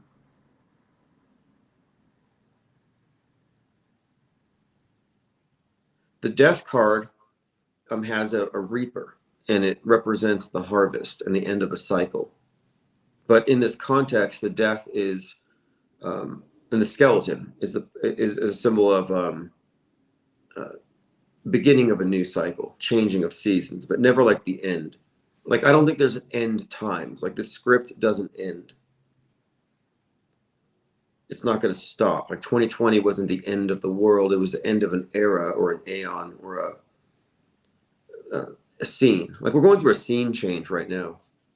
Like, the New Age movement, it's all been about this. And the whole philosophy behind this Crowley group, OTO group, the Thelemic group, is that we've entered into the age of Horus, which requires the destruction of the old model, which means the crucified sun god, the patriarchy, that needs to go.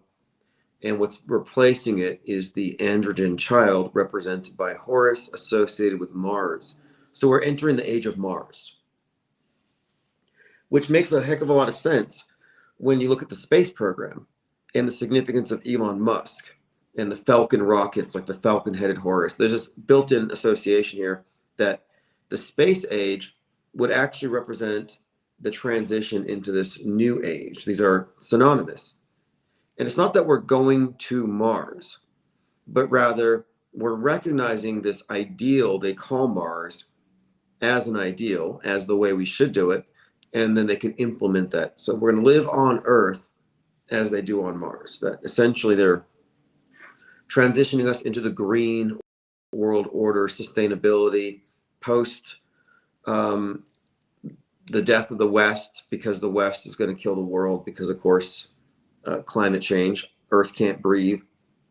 Derek Chauvinism, I can't breathe. Then they applied that to the climate or atmosphere, and it's affecting the poor more than it's affecting anybody else. The rich are oppressing the poor through climate change alone. But the idea of Derek Chauvin, the symbolism, I thought was, well, Derek means hangman. If you look into the roots of these names, Derek was a hangman, hanged 3,000 people, very 9/11-y number. And one of his innovations in the gallows is now part of a crane they call the derrick. So Derek Chauvin. I called him Derek Western Chauvinism because that's when the Proud Boys rose up to fight the Soy Boys, the Antifa. Kyle Rittenhouse was a Proud Boy who called themselves Western chauvinists. So what you saw there in that scene was Western chauvinism, Western supremacy, this oppressive system. And in that one image, you saw it essentially doing its thing, oppressing. At least that's the visuals they gave us. So Derek Chauvin, of course, would represent the power structure and how it callously disregards the lives of the poor. I mean, very powerful psyop, powerful imagery. If I had to guess, I would say Spike Lee directed that particular psyop. Leo Friend says, the world card is a mockery of the end of Revelation where the New Jerusalem is represented as a woman, but in the card she's naked. So I remember reading, I don't know if this is true though, for all decks, but I thought the world card was an androgen. But I learned the tarot from a group called the BOTA, the Builders of the Adytum, which was this correspondence course out of Los Angeles where they teach the mystery school teachings and tarot cards in lessons. I used to get these things in the mail when I was in the Army, and it was just going through all the cards. But yeah, I was told it's the same person in every card. Like, so the Fool is the Magician, is the Priestess, is the Empress, is the Emperor, all the way down. And that you're looking at the spiritual evolution of a soul. But there's fundamentally two decks, because the first 22 cards, the dramatic ones with the names like Death and Tower, that's one set that were added on to the pre-existing deck. The pre-existing deck is more like your playing cards, the 4 suits. And of course, they all correspond to fire, water, earth, air. They have an occult origin. Elon said today on Rogan that he will come on and tell you today. So, said what? What did he actually say? Elon Musk on Joe Rogan. I don't watch Joe Rogan. I don't listen to him very often, but I do pay attention because he's a very important propaganda conduit, very highly placed. And on 9/10, it was pretty obvious that their entire conversation was correlating with the Charlie Kirk thing.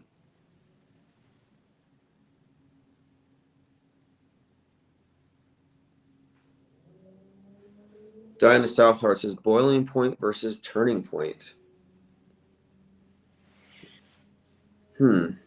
Yeah, Turning Point USA. I think it 100% relates to Turner Diaries, and the turning point is when the leader of the resistance martyrs himself. It actually starts with a martyr. The turning point in Turner Diaries, again, this is the book that inspired McVeigh. The turning point, it begins with the martyrdom, and that's when the Christian nationalists rise up and they start nuking everybody else. So that's the stage we're at right now.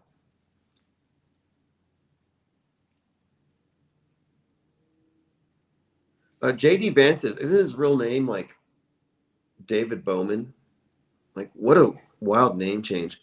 And someone else noticed that he and Erica Kirk have the same eyes, same creepy eyes. I noticed that as well. Someone said it's because they have like this condition where they both have double sets of eyelashes. I don't know if that's true, but I don't know. Just made me think about masks. Like their eyelashes are poking out from the mask. I don't know. They do look masky. And she is quite a bobblehead. Could be a mask. I don't think it is. I don't think Charlie Kirk was played by more than one person. I think he just got his teeth fixed. But I do think Charlie Kirk was wearing a fake neck.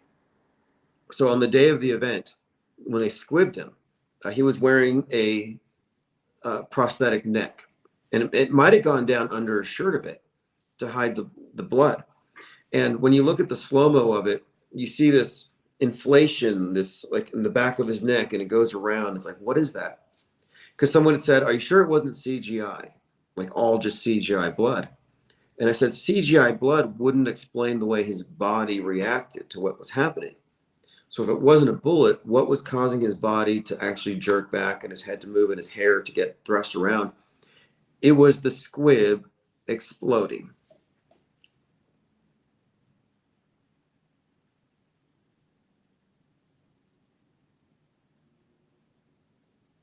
Leo Friend says, the reason I think divination works is because different schools of interpretation, which can mislead the practitioner into thinking they have power.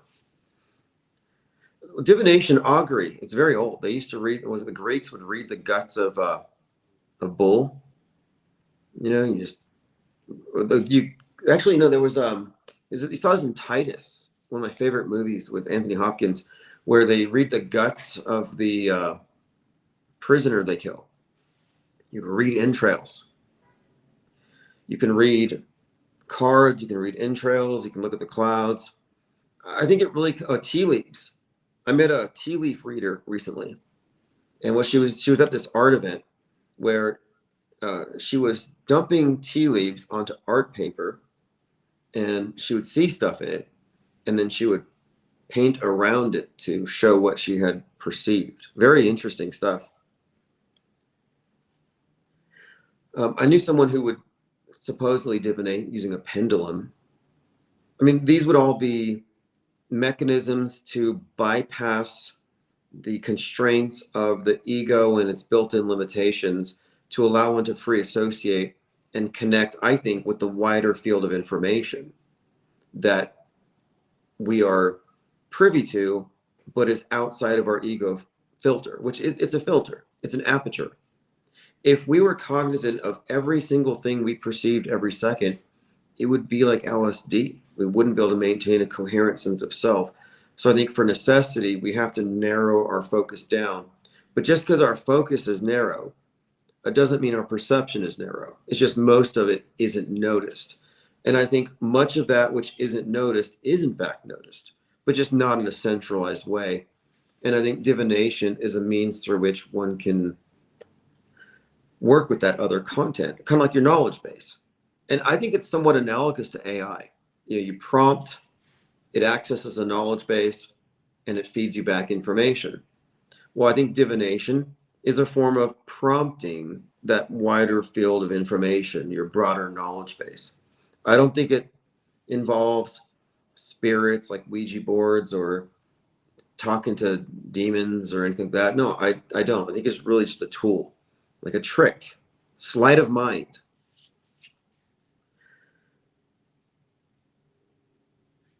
You know, I had this synchronicity with sleight of mind, like a weird expression. I was reading this book. I found this book at a bookstore. It's this rare book. It had the spine was printed wrong. It was rare, but anyway, it was called Liber Chaos. And so it's from this school of thought where it's this group of individuals. They formed this group called the IoT, the Illuminati of Thanateros, which is like death and love. And their objective was to study all the different magical traditions and strip out the old symbolism, strip out traditional religious beliefs, and just get to the fundamentals. It's like, what makes this work? Does it work? And, you know, a lot of it was based on just thought experiments. Very interesting read. But I was reading a chapter called Sleight of Mind. And Sleight of Mind was talking about how we have what they called a psychic sensor. That the reason why we are, I guess, generally speaking, incapable of believing in the supernatural, or we're naturally resistant to it, that we're precluded from it, that we have these barriers put in place that prevent us from it or from even doing it. So the idea here is that magic is about tricking the self, or sleight of mind. Like that was the premise here. So I'm reading this chapter, Sleight of Mind, and it describes how in their model, you are actually a multiplicity. So you think I, as though it's a singular stable thing, but that I is actually a number of different perspectives, but that you could actually functionally divide it into 8. And so in their model, you actually have 8 different selves. that seven, but then the eighth one is the one that can see all of them. They called that one octarine, and they have colors associated with these things. So the idea here is that in your head are essentially 8 people. So I'm reading this book on the chapter Sleight of Mind, and I'm reading about this eightfold division of the self. Very interesting stuff. And I go to a friend's house, and they're watching a movie with Joe Pesci. And I walk in, and there's this hotel room scene, and there's these 8 severed heads singing Mr. Sandman. I mean, it's like this dark comedy. So it's about this mob boss who's got to transfer 8 heads in a duffel bag. That's the name of the movie, 8 heads in a duffel bag. So I'm thinking, wait a minute, 8 heads in a duffel bag. And I'm reading about the idea of the self being 8.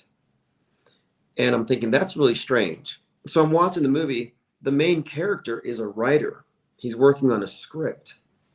And he's somehow involved. I think he picked up the 8 heads by accident. So the mob guy's after him. So again, 8 heads in a duffel bag, script writer. And his script was called Sleight of Mind. And I was like, that's really strange.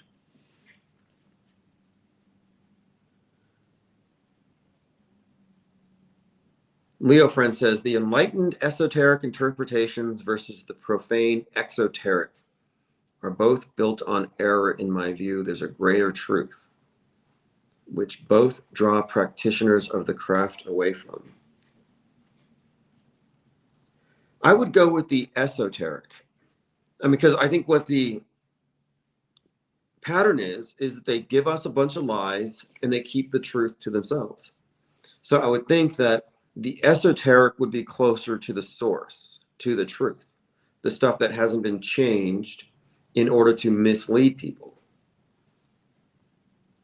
So for example, when it comes to the Catholic rites, I think it's incomplete. I think the more accurate version would be the esoteric. And I think the esoteric is more consistent with their wider body of symbolism and their own professed beliefs. So I kind of think that what they have done is they have stripped away certain elements and they've protected that for their inside group. But I'm also kind of leaning towards the Gnostic explanation. Like, I'm willing to I'm skeptical. I'm not rejecting the stuff, but I need more information. But it wouldn't shock me one bit if all of the establishment-friendly religions out there were actually gatekeeping operations, if not maybe even concealing some valuable information. But I think primarily their objective is gatekeeping. It could even be about maintaining a level of spiritual blindness, ignorance, a susceptibility to illusion and manipulation. Like, they may be using religion and its worldviews as a pacifying mechanism, perhaps making people more suitable for the programming in general. But I think that the old religions are kind of like old fake news, hardly worth deconstructing or talking about, because the main religion is media. Media has supplanted it, has replaced it. But if anybody has the absolute truth, you have free speech, you've got platforms, I would say preach it. If you know what's really going on, if you've got the right version of things, do it. Like, I have part of me thinks I should just start a discussion separate for this, because it's not going to go away. You do have these other questions that a lot of us find interesting. Spirituality and how it's been defined, and what really is there any real core to it?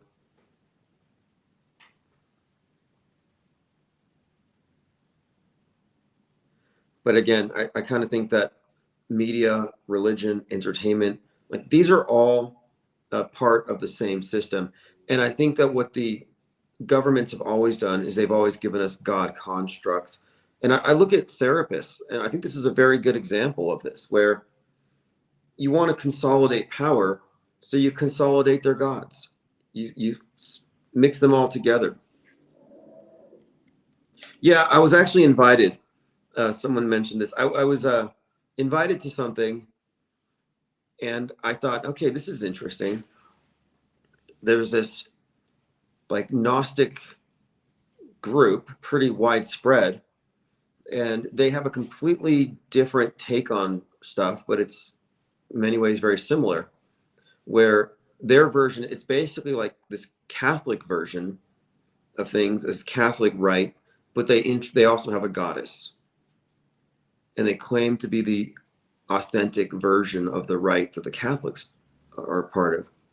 And I'm interested to learn more. And I had this sort of open invitation, but I don't want to be in a position where I'm in a club and I swore not to talk about things, and then we can no longer talk about the satanic rituals at the Super Bowl. Like, I don't want to be compromised, but I do want to know things. I do want to understand these things. But our channel here, I mean, the IPS think tank is about, worldview deconstruction, but we would be remiss if we thought it ended only at media.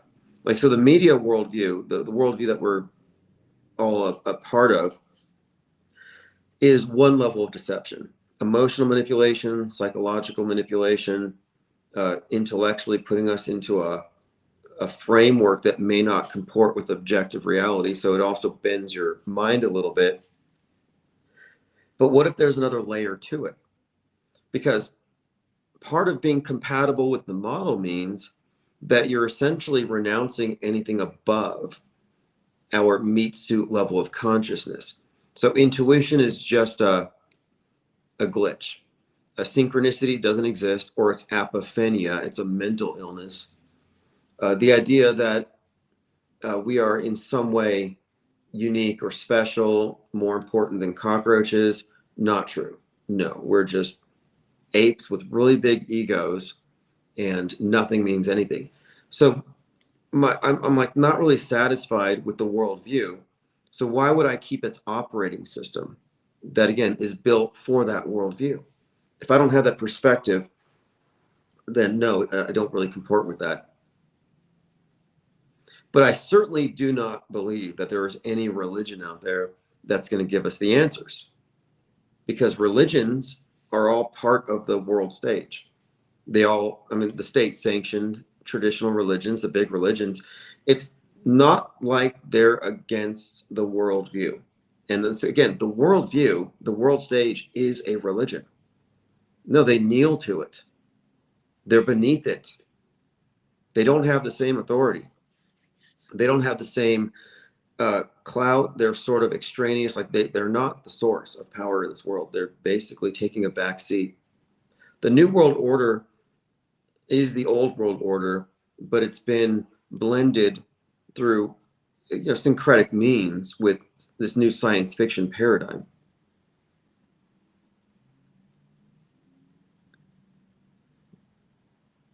But spirituality, I think, is a very personal thing. And again, I don't trust any of the idols or God constructs that have been handed to us. They all look like Frankenstein monsters to me. It's like, oh, you're a part of this, a part of that, a part of that. And then you take off the mask. Oh, look, it's government. Like, I'm all with Joseph Atwell, Caesar's Messiah. I think that he's onto something with that. I think that there's this repeated theme of governments creating idols for the masses to worship. And when I say idols, today the idols aren't wood or stone statues. They're living people, but they're the same function. Celebrities, celebrity worship, music award shows, actors being put onto pedestals. To me, that's idolatry. That's idol worship. Quite literally, because not only are they just representatives of crass materialism and conforming to the system, but they also embody the archetypes. They embody the very gods of these older previous worldviews. Like the Super Bowl makes it very clear. You know, Super Bowl, you can see the god and goddess worship. I've described a number of these as Gnostic Catholic masses. And this is a repeated theme. We've talked about it, the symbolism, the black and the white. It's a reoccurring theme. Usher, white with the phoenix, Alicia Keys, red dress, Rihanna, red dress, all the dancers in white. And then you had Kendrick Lamar, who previously came out with the white garb and the crown of thorns, and then the female dancers in red smeared blood on him. But the fact that he was then at the Super Bowl, again, just kind of reiterates that we've seen these repeated themes where the priest is the Christ, the goddess is the female performer is the goddess, and they have this symbolic union of the two. And even the phoenix itself is a previous symbol that had been associated with Christ for a lot of reasons, but it's a reoccurring theme to the point where it's practically predictable.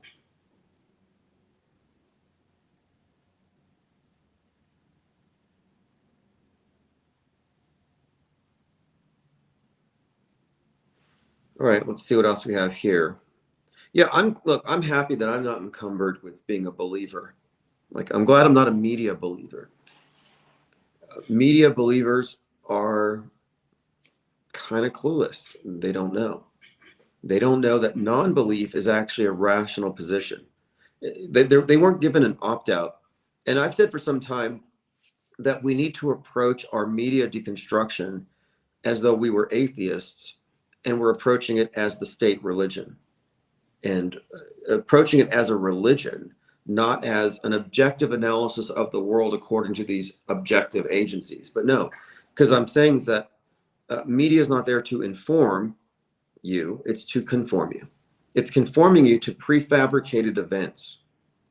And by doing so, you are supporting the program, enabling the program, and the program is in fact the fabrication of our historic narrative, and we're living through it as though it's real.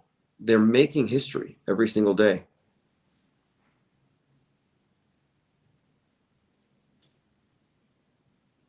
Erica Creech says, tragedy and sorrow are universal in both profane and the initiated. Why be so selfish as a way of life and then cremate the care that you have hurt people? Leo says, similar to how you say the programmers are programmed. Yeah, well, when I say the programmers are programmed, I mean that I don't think it's necessary for any propagandist who's part of any operation to know the whole story, to know the big picture. I think that they would be let in on a need-to-know basis. So there's no fully deprogrammed. I don't think it would make sense. So if people say there's no way they could have faked the moon landing because there were 400,000 contractors. What makes you think all 400,000 would need to know? It's called security clearances. Now, those who are deprogrammed are separate from the programmers because we're not in any compartmentalization. Rather, we're stepping out of their entire system. So we're not selectively let out, oh, by the way, school shootings are fake, or, oh, by the way, terror attacks are fake. No, we're actually outside of their box, so we can just look at the whole thing as a model. So deprogrammed is a new category. And you can't call yourself deprogrammed just because you don't trust mainstream. To be deprogrammed is to be rejecting the mainstream and the alternative, and to recognize the world stage model as such, with its foundations on consistently manipulated history. If you don't see all of that, then you can't rightfully consider yourself deprogrammed. If you're still going with the program, still believing the fake news, then no, you're obviously not. The program is the metascript. And what is the metascript? The metascript is the pre-scheduled fake events that are going to steer our history into the future. So it's the script that augments reality. It's the combination of the two. And it's played out in front of us through psychological operations and the reinforcement content within the entertainment. And this is systemic. It's a pattern. It's entrained. Entertainment is entrained with the news. And it's not possible for this to be so if these staged events are actually, if these weren't staged events. So if these things were real, like if the Charlie Kirk thing was real, well, it's inconceivable that we would have these real-time alignments with the mass entertainment that reinforce the thing. Now, you could say it's just a coincidence this one time, but we've been observing this as a repeated pattern, empirical research for years. So much so that we predicted this. When the Charlie Kirk thing happened, I said, looks real, but let's see if it has all these hallmarks of a fake event, including the predictive and concurrent content. Like, let's see what's on Netflix. And it shouldn't be possible for me to say, this event seems to be fake. We'll know for sure if the exact same thing just happened today on Netflix. And guess what? It happened.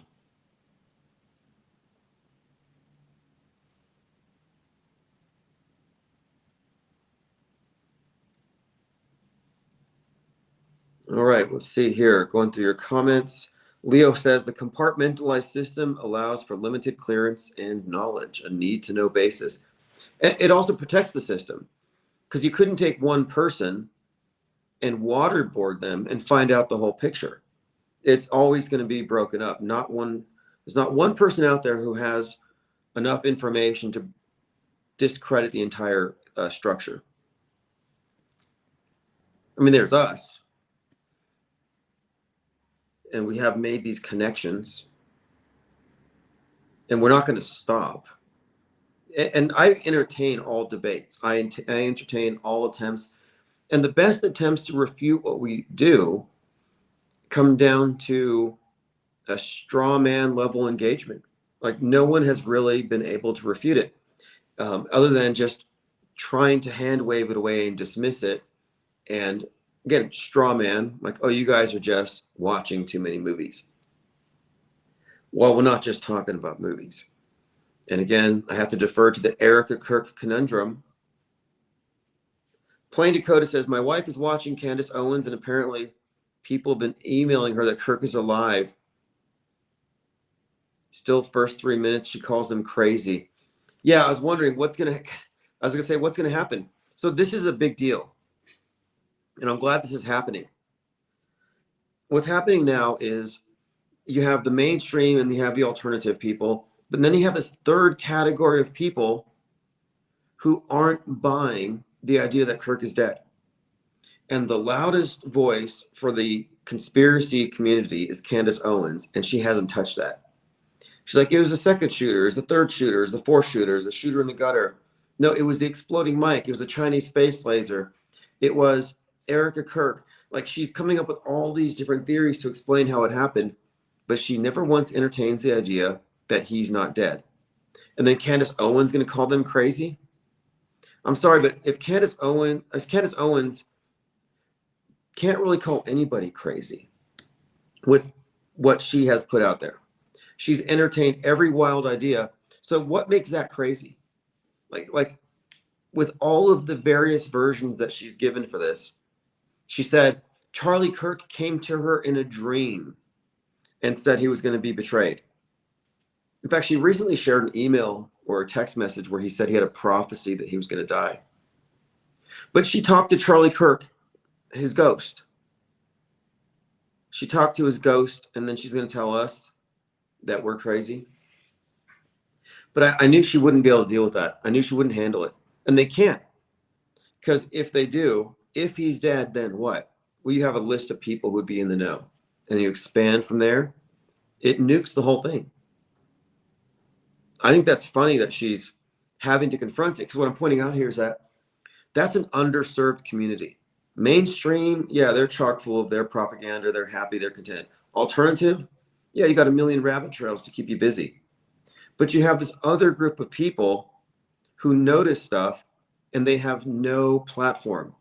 There are no influencers, there are no big channels that are platforming the idea that Charlie Kirk is still alive and that Trump faked his head wound. Like, no, there's no channels that are doing that. I mean, really think about that. Why is that missing? How come there's not a channel as big as like Stu Peters millions of followers saying, I think Charlie Kirk's alive. And these people are a bunch of liars. And it was done with the squib. Therefore, Frank Turek's involved. All the people who moved him are involved. That means that Charlie was a wolf in sheep's clothing, probably didn't even believe in the Lord. I mean, they could tear this thing down, but they won't. So what I'm pointing out here is all those people who are inundating Candace Owens with what they see as the truth, they don't have a place yet, and they will. That's why I say off-world stage is an important concept, because we represent a third branch of media. Mainstream, you got the subsets, but outside of that box, there's a lot of people. There's a lot of people who would gladly fill this in, share information, and have our own discussions that aren't guardrailed and gate kept by these propagandists that still seem to fool so many. But that's good, though. That means the barbarians are at the gate. We're about to break in. They may not know off-world stage. They may not know PSYOP Entertainment Complex. But if they saw through this particular event in these numbers, that bodes well for the IPS, because we are specifically creating the platform for that. This is the schism we've been waiting for. We've been waiting for an attempt. We've been waiting for an opportunity for Trutherville to hemorrhage. You know, we have a lot. Okay, these people have jumped the bloody guardrail.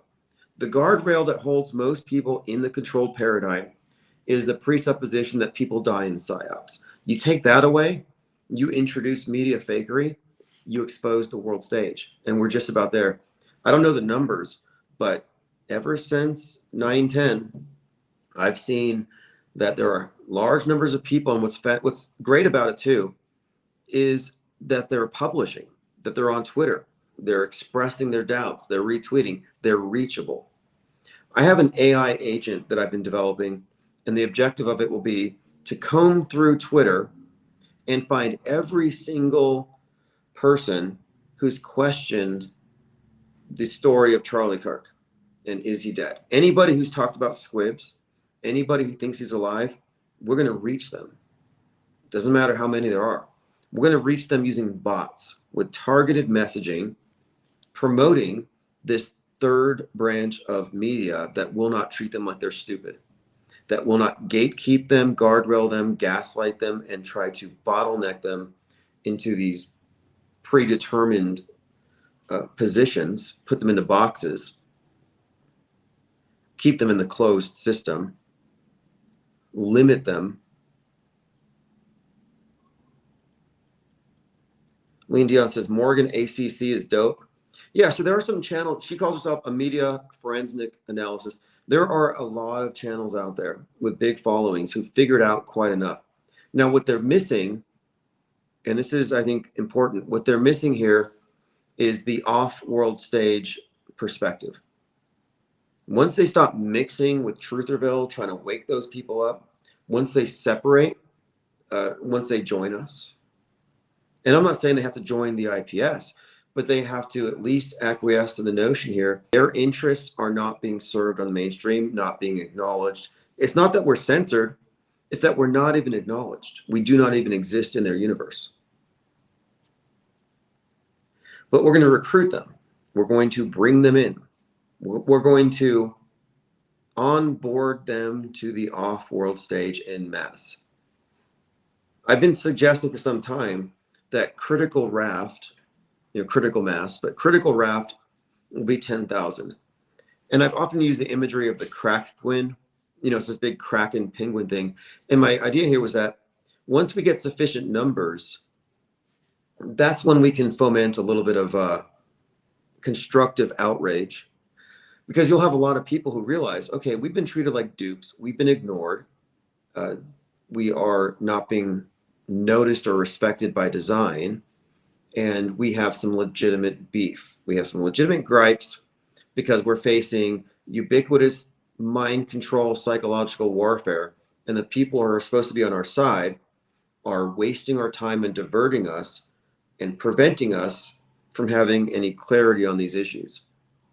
And I know that we can direct this growing mass of people, this third branch of media, into directly imposing its standards on truth or vote. And that's what we want to happen. And we do this all the time, but I want to scale it up. And part of scaling this up, part of this is going to involve the 24/7 IPS live stream being turned back on, phones open. I'm talking 3-hour live streams. Hour 1, I'm talking whiteboarding. Hour 2, 3 phone calls. And then we're going to integrate that, AI agents, Discord, and all the chats on multi-platform streaming. And we will get our numbers back up. We're at like 155 people in Discord. We can triple that easy. And that will be our pure core of MSM minus off-world stage perspective media deconstructionists.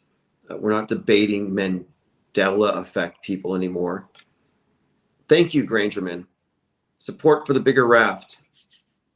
Appreciate the support. And this channel, this platform is bigger than us, because what we're doing is we are trailblazing a way for all these people who have legitimate questions to be acknowledged and to have their intel assessed, analyzed, and we're going to do something with it. The off-world stage is going to invade the world stage. The IPS Insider, the Insider tabloid, is going to play a huge part in this.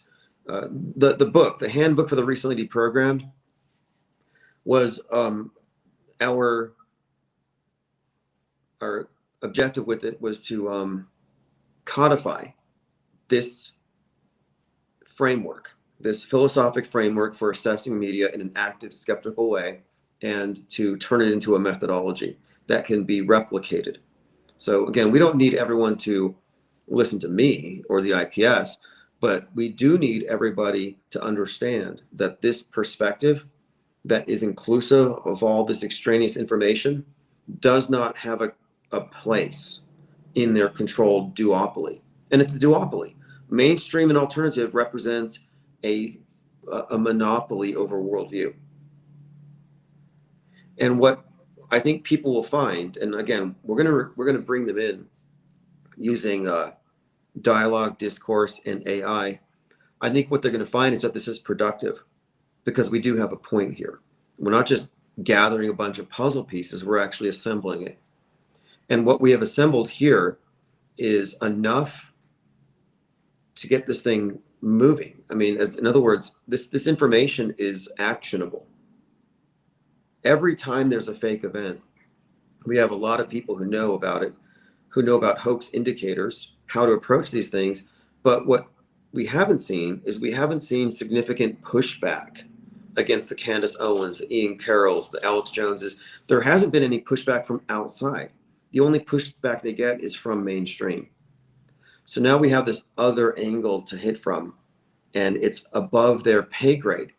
You realize what we have as far as our perspective is outside of their bubble. They don't know how to confront it. Squibs were not even a topic a couple of years ago.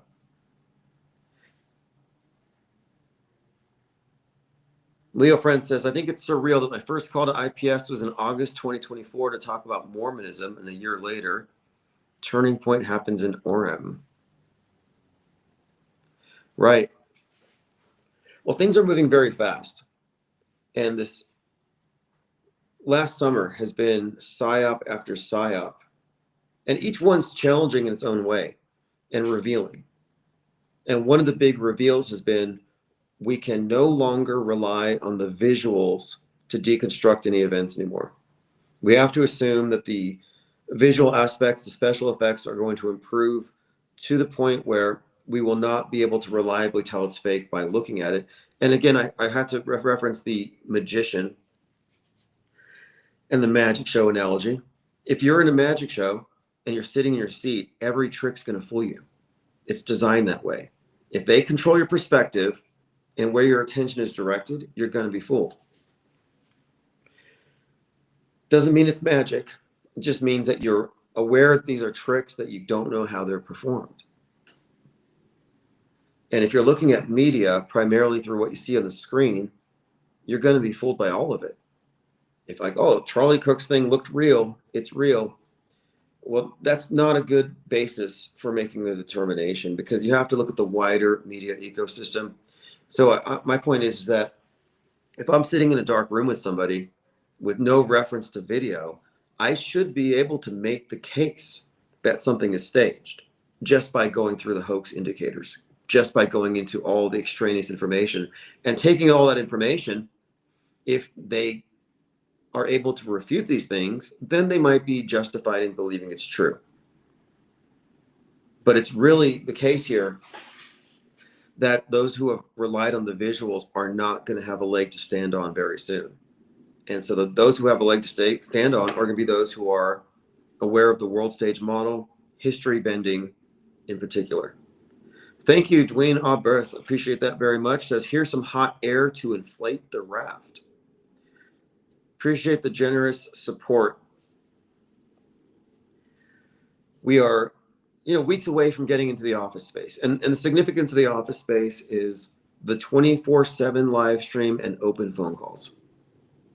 We've been minimalistic these last few months, but it's been very good because I thought, we got to get our core ideology down. We got to get the book out. So really the next step is activating the 24/7 stream, but then I need to go into some promotional work for the new book. And by promotional work, I mean live book readings with invited attendees, maybe some antagonistic attendees specifically, but these have to be Zoom conferenced. So we have wider participation. But these ideas need to be discussed and in context. So yeah, read from the book, sure, but also explain current events in this context. And I think it would be interesting anyway. Like, so if you're talking about PR and attracting attention and getting people to watch, well, what could be more, what would be better than having a conversation frame, like even a flyer, even like tonight from 7 to 8, we're going to discuss, is Charlie Kirk really dead? Because that's a confrontational thing. It's kind of a controversial thing outside of our circle, but to have a public debate as to whether he was squibbed and Erica Kirk is an actress and their kids are fake, like that sounds offensive. And that's what I mean. It's like, it's great content. Like, you mean I could invite MAGAs. I mean, look, Charlie Kirk came here to Albuquerque in August. I should have gone. I wanted to go and heckle him, but I just wasn't set up yet to be doing, on the street reportage. But I thought it would have been fun. And he has protesters. There's a lot of, my point of it is, I would invite his fan base. The whole point of these small events, these events, is to get Q&A, to get dialogue, and then to record it. And to get, not to create anger and rage, although if people get angry, it says a lot about their position. But I would happily sit there and have a conversation about somebody, and I'm completely irreverent. Like, I really don't care about their feelings because that's not relevant in these discussions. But yeah, I would say, I would be comfortable saying to people who've never heard this before that, yeah, not only did he not die, but this particular event was provably scheduled back in the late 90s when he was a toddler. And whoever he is, he adopted the Charlie Kirk persona for this particular world stage role. And I think it'd be also interesting to hear how people respond to it, because I think some people might be open-minded. I mean, I know people who think it was fake. I know people who think that Trump's thing was fake, but they don't have a wider context to put it into. So they're kind of hushed about it. But again, this just harkens back to the fact that there's no platform for these ideas. You've got to be mainstream or alternative, but there's no alternative to the alternative. Well, there is, but it's loose, it's split up, it's a few disparate channels, there's no network. So what I'm trying to create here with this off-world stage perspective, what we will be creating is a de facto network of content creators and all of their subscribers who are in agreement about certain things. The main point of agreement is that the world stage is an optional model. It's a construct that we internalize. It's a Truman Show. And that it's augmented by fake events that insert fake people and fake situations into our consensus worldview. It's systemic. They never correct these fake things. It all goes into our history books, and it provides evidence of long-term planning for our future that we're living through.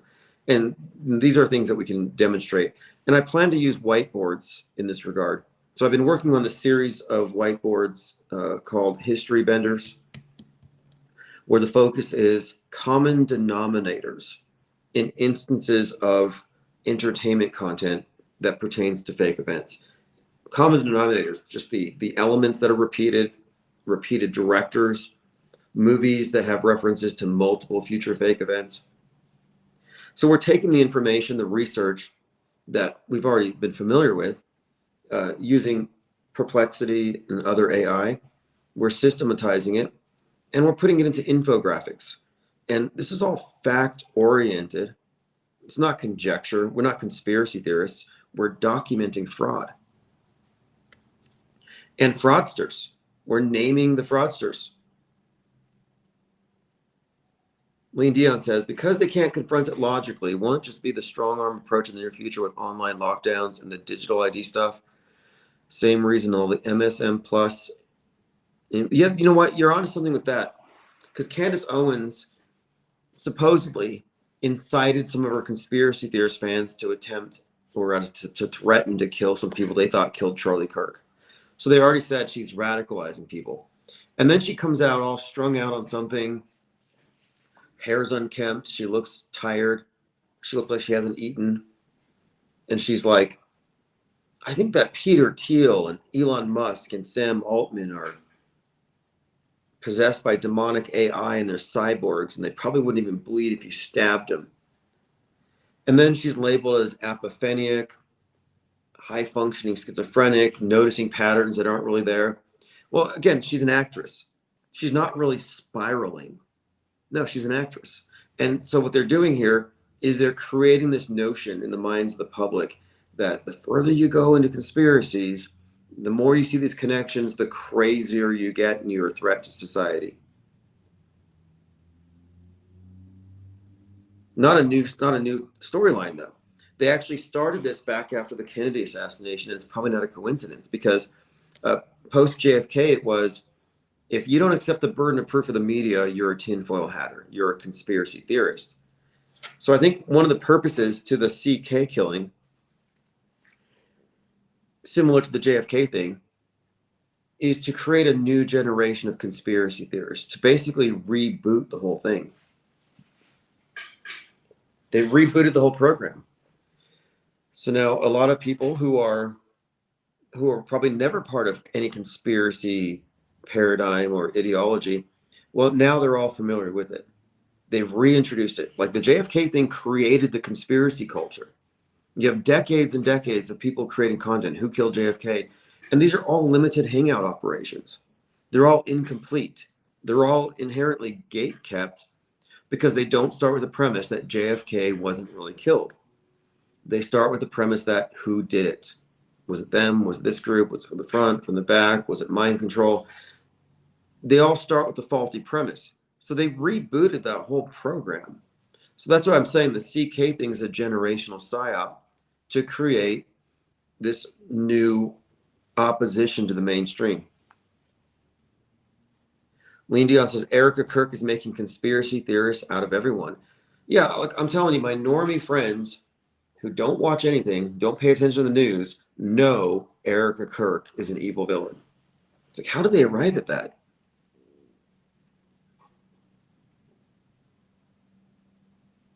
Leo Friend says, the only power the world stage directors have is highly sophisticated lying, mesmerism, hypnotism, sorcery. Something Mr. E and many have wrong is the idea that they're half angel, half... Yes. Well, they might be. I mean, I don't think so. Could be. Does anybody here think the powers that be are actually, wizards and warlocks and sorcerers? perhaps even working at the behest of the supernatural or aliens.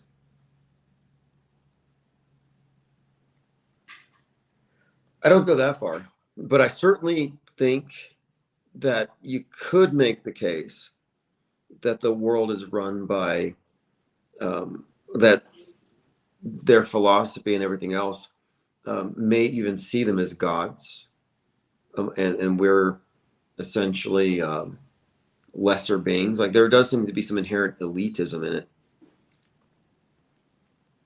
But are they really witches, warlocks? Is there anything to it? I think back to the Wizard of Oz. I think that the idea of mystification is power. There's power in the fog of Siwar, in obscuring things, in creating perceptions of the supernatural when it's really quite mundane. Like the man behind the curtain, the old man behind the curtain with the levers and the buttons. The Wizard of Oz doesn't really have any real magic, but he's got these sophisticated contraptions. By the way, the new Wizard of Oz will be out in a few weeks. What is it, Wicked Part 2? So I watched the first one, and at the end of Wicked, and there's some significance here, the Wicked Witch, and I think Trump might be the Wizard of Oz. If you haven't seen the Wizard of Oz, the Wicked, I mean, in this new one, the theme is the Wizard of Oz is like a fascist, like a racist, because they have these animals that teach courses, and they start rounding up the animals.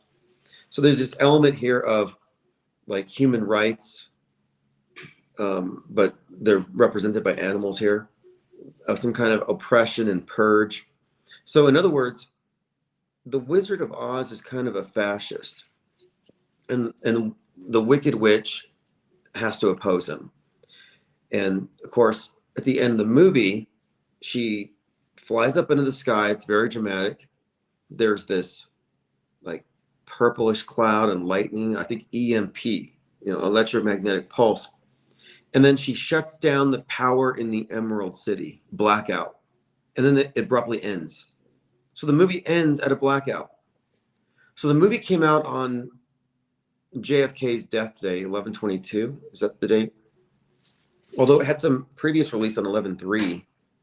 But anyway, it ended abruptly after the blackout of the Emerald City. And the Emerald City, in a lot of movies, seems to be code for Seattle. And Seattle's called the Emerald City.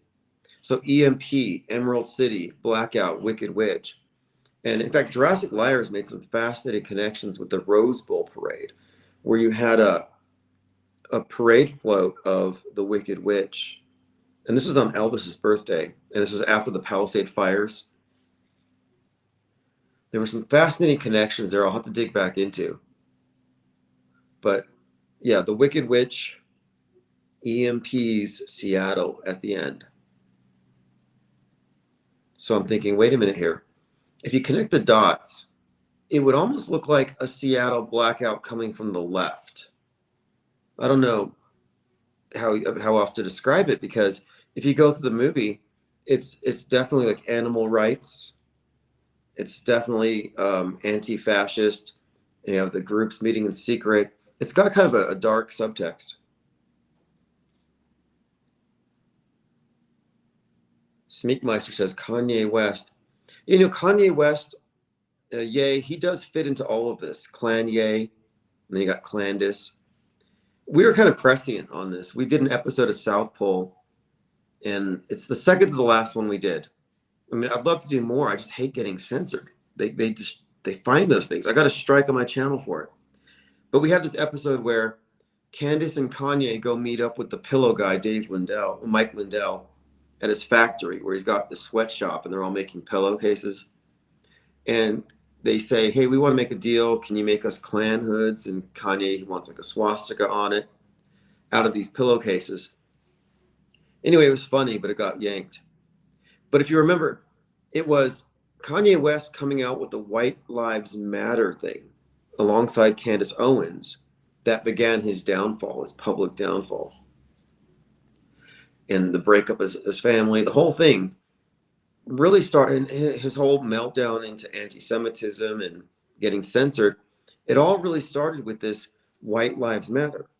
And at the time, Candace Owens was 33, and I thought, what is she doing getting involved in this black versus white, helter skelter, race war stuff. And this is before she became full-blown woke right, which again seems like it's all scripted.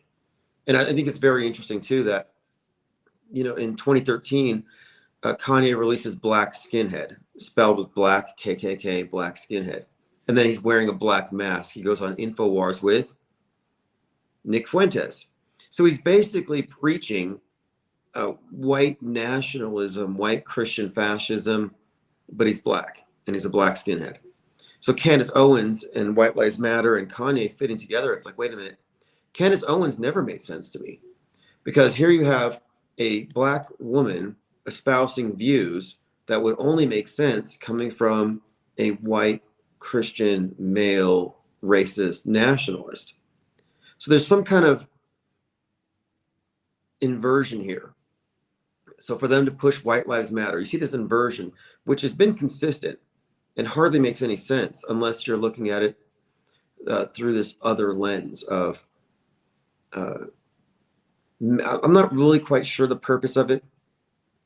It's like, wait a minute here. They have this woman pushing racist, sexist views that completely go against who she is. What is the point here? And then Nick Fuentes also, like, how is the leader of the white nationalists going to be this single 30-year-old virgin, racially mixed guy who doesn't actually live the traditional lifestyle he espouses? Also notable, her husband was a CEO of Parler, which was a staging ground for a lot of January 6th stuff. So there's a lot of instigator provocateurism built into her character, as with Kanye. None of it's real, by the way. Leo Friend says, interesting, in the madness, the anarch is green, using 3D printed guns, Luigi green, so is the Wicked Witch. Yeah, that's a very good point as well. The green thing. So the class warfare, the green movement, Luigi in the green with the hood, like Robin Hood, and the witch being green also would correlate with this. And we were looking at the color coding on this stuff. So like in Captain America, you have the Red Hulk. And I thought that's kind of interesting because this Red Hulk is, again, associated with Trump. Harrison Ford shot at the podium. And I thought, okay, Red Hulk. And then you have Hulk Hogan, who goes on the stage, says, enough is enough when you shoot the president. So I was noticing this kind of framing of things in terms of red, MAGA, and then the opposition being green. And then, okay, you got Mario and Luigi brought into this stuff. And remember Elon Musk? So we're talking about evil CEOs. Elon Musk was Wario, the evil version of Mario on SNL. And if you remember at the end of that skit where Luigi, is it Luigi? No, yeah, I think it's Luigi. At the end of the skit, doesn't Luigi try to throw a turtle shell to kill Wario? And they stop him? So even then, before Musk was reviled and hated as he is now, he represented the evil Wario, and there's an attempt on him that they stop. We have to go back to that episode and check. I think it was Luigi. But it's this Luigi-esque anti-hero who kills the Musk-esque character in the madness. So they've been demonizing CEOs, and the whole No Kings protest has also fed into this. Yeah, okay, let's continue with the green thing, though. Yeah, 2019 Joker, Leo Friend says, has green hair. Yeah, so the green hair in Joker was also very significant in this, because we were talking about during the summer of when Trump was shot at, we were talking about the symbolism of the Joker and the green hair. Beetlejuice comes out. So you have Joker 2 and Beetlejuice. Well, Beetlejuice is this Joker-esque archetype, and he's got green hair in the new one. The black and the white striped shirt, but definitely a Joker-type archetype. And in Beetlejuice, again, the sequel, you have Trump in his gold suit in the underworld, like he just died. And this was, again, the same summer, so the timing of it was highly significant. Ryan Ralph had his hair colored for Ukraine, blue and yellow, which, of course, makes green. Okay, Leo Friend says yes. Luigi in the SNL skit was about to throw a red turtle shell at Elon. Again, Luigi in green, definitely significant there. And Elon Musk is killed in the madness. And it's seen as a heroic act.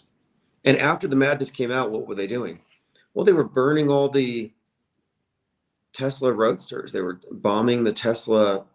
I mean, these were all self-inflicted psyop wounds. I don't think these were real, but that was one. And one of the guys who was caught defacing the Cybertrucks was wearing a shirt with an American flag with an eagle above it. Same shirt worn by that character they thought was Tyler Robinson leaving the shooting scene. Yeah, the Nazi saluting CEO. Remember he did that. And they said, and the ADL defended it. They said, no, he's just exuberant and he's autistic. Okay, so autistic people can do a Sig Heil. I see. Now, Beetlejuice came out at the same time as Smile 2. I haven't seen those. And Joker 2. So we're seeing the sequel thing. Sequel. And then you have the second attempt on Trump's life, all at the same time. And I was noticing also the correspondence of the green hair. So it seemed like the green hair, the Wicked Witch, symbolizes the left versus the red, representing the right. So there's color code in this stuff that seems to crop up. The red MAGA hat would also be a big part of this. And, oh, that's another one too. So when the Trump Tower was firebombed by the exploding Cybertruck, it was a green beret, if you recall.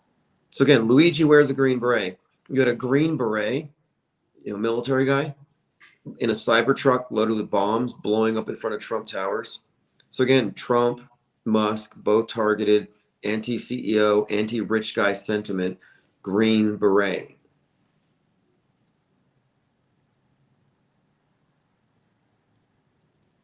So I'm glad you brought up the Wicked Witch's green skin, because that's definitely part of this code here.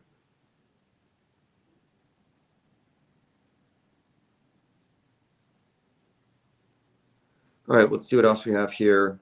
We've been on for 2 hours and 42 minutes. I'm just getting us acclimated to this time slot, and also for multi-hour. And it'll be a lot easier when we have callers to keep 3 hours. I mean, there are times where we couldn't keep it under 4, 5, 6 hours. So I'm going to be prepared for that. And once we get it going with the calls, I want to start the 24/7 stream, and I specifically want to focus on phone calls. I think people want to hear other people. I mean, this is important information, and I'm happy to convey it and break it down and engage with the chat. But when we get random callers in, it's just human intel. We tend to get a lot of fascinating information.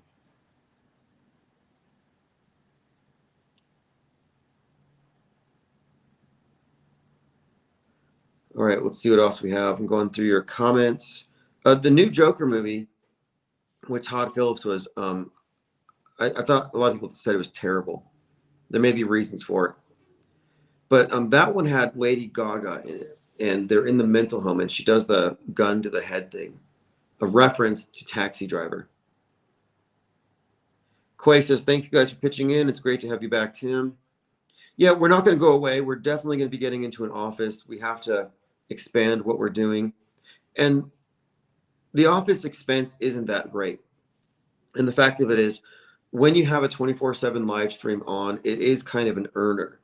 Even if I'm just passively playing replays, and you get the engagement and the traffic, and you're on multi-platforms, it will easily earn $1 an hour with like some of these things. Like what's one of the ones we're on tonight is DLive, which is 168 hours a week.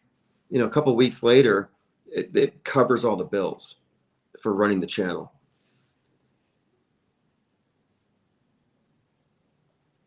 Sneakmeister says, watching Greenwich Village Halloween Parade, saw lots of Beetlejuice characters A few.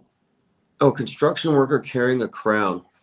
Yeah, we were talking about this thing with Fakeologist. He brought it up about the Louvre and the robbery, and they stole the crown jewels. And I'm like, wait, no king's protest is going on.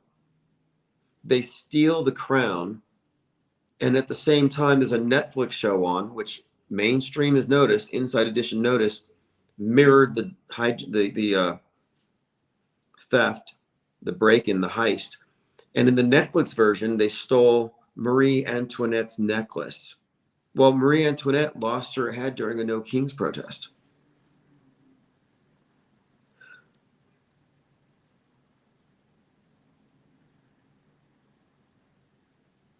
Oh, Greenwich Village, I see. Well, Halloween is the uh, opposite side of the year is May Day, Beltane, which is the real high point on their calendar. But it's one of the significant witches' Sabbats, Samhain, day of they extend it here. Here they extend it. It's like a few days. Day of the Dead. I have my eyes on 11/3 for a few reasons. Not making predictions based on dates, but if we're looking at Hulu and the Tempest and the Storm and a lot of the other content, there has been quite a bit of foreshadowing for this nuke scenario. And I don't have my hopes up, but if you look at the predictive content, November the 3rd is consistently associated with this theme, specifically with regard to Seattle. It's also Godzilla's birthday. And Godzilla is a metaphor for the nuke. And Godzilla, of course, this creature from the sea, a kraken, Seattle Kraken. Seattle Kraken, by the way, 32nd NHL team put out a trailer in July of 2020 as they were emerging. And it was this 1 minute, 13-second trailer. And it had this EMP-like destruction of Seattle. And they've got this whole Kraken on the Space Needle. So we've always looked at this 11/3 as significant ever since 2019, when we thought, okay, look at common denominators in predictive programming. We see 11/3, Seattle, Ground Zero, reboot of civilization, like recurring themes. Well, it happened, but it was 3/11, and it was Ground Zero, but it wasn't a nuke. It was a pandemic. But it did have the Space Needle as kind of a emblematic of the injection needle.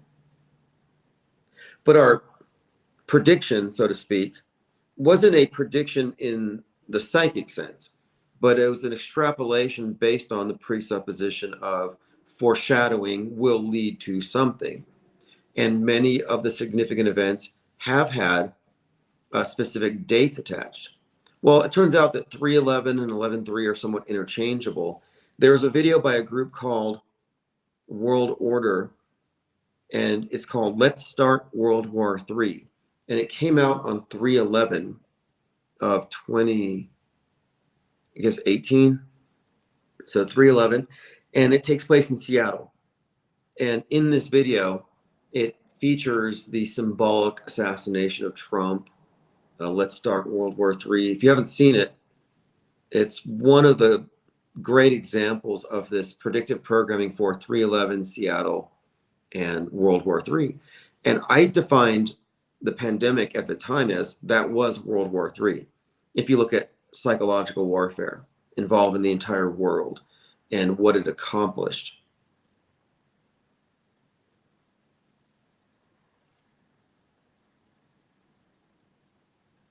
Leo Francis has been looking forward to calling in. Yeah, once I get the new office space, we're going to be caller driven. It'll be open phones for open minds all over again. I would like to do calls now, but it just seems like they're kind of restrictive here with Restream. You got to be on a computer, a desktop, or a laptop, and I'm on my phone. All right, I want to say thanks everyone for supporting the channel. We're almost here at the 3-hour mark. Got 86 people listening. We've covered a lot of ground. History benders, talking a bit about storytelling, history telling, and how celebrities play roles on stage and off stage, all part of this history building process. We're also talking about this growing body of nonconformist conspiracy theorists who aren't fitting into the molds, who don't want to go with the Israel did everything, but are recognizing that, hey, somebody's faking us out. There's some special effects here, and this isn't being addressed or taken seriously. And calling us crazy is not going to work.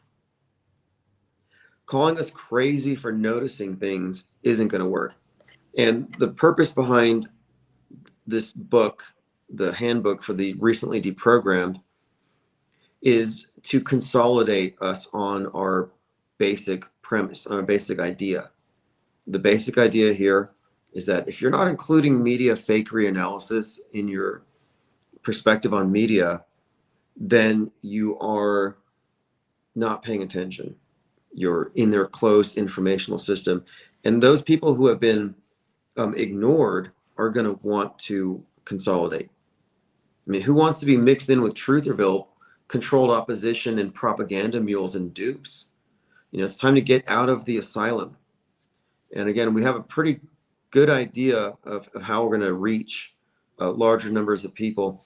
And if you remember after the Nipsey Hussle thing, when he was fake killed at 33, the phones brought in a lot of people who had a lot of questions about it.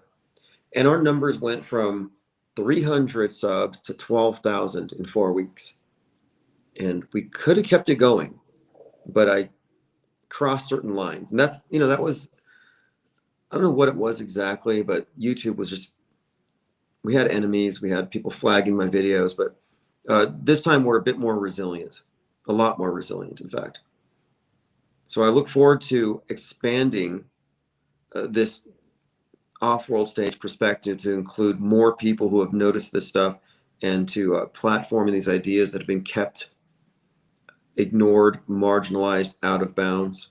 And eventually here, there's going to be a bit of a collision between our perspectives. And I look forward to these big collisions in the future. So I'll see you all in Discord. I'll send out a newsletter tonight. So if you haven't been receiving the newsletters, go to ips.monster. And I'm going to work on getting a routine with the archives being uploaded. Again, it's been a little tricky, but I'm going to make it work here. So there's a lot going on, but it's all pretty much good. It's all good news, interesting times, PSYOP-rich environment. So I'm looking forward to seeing you all in the chats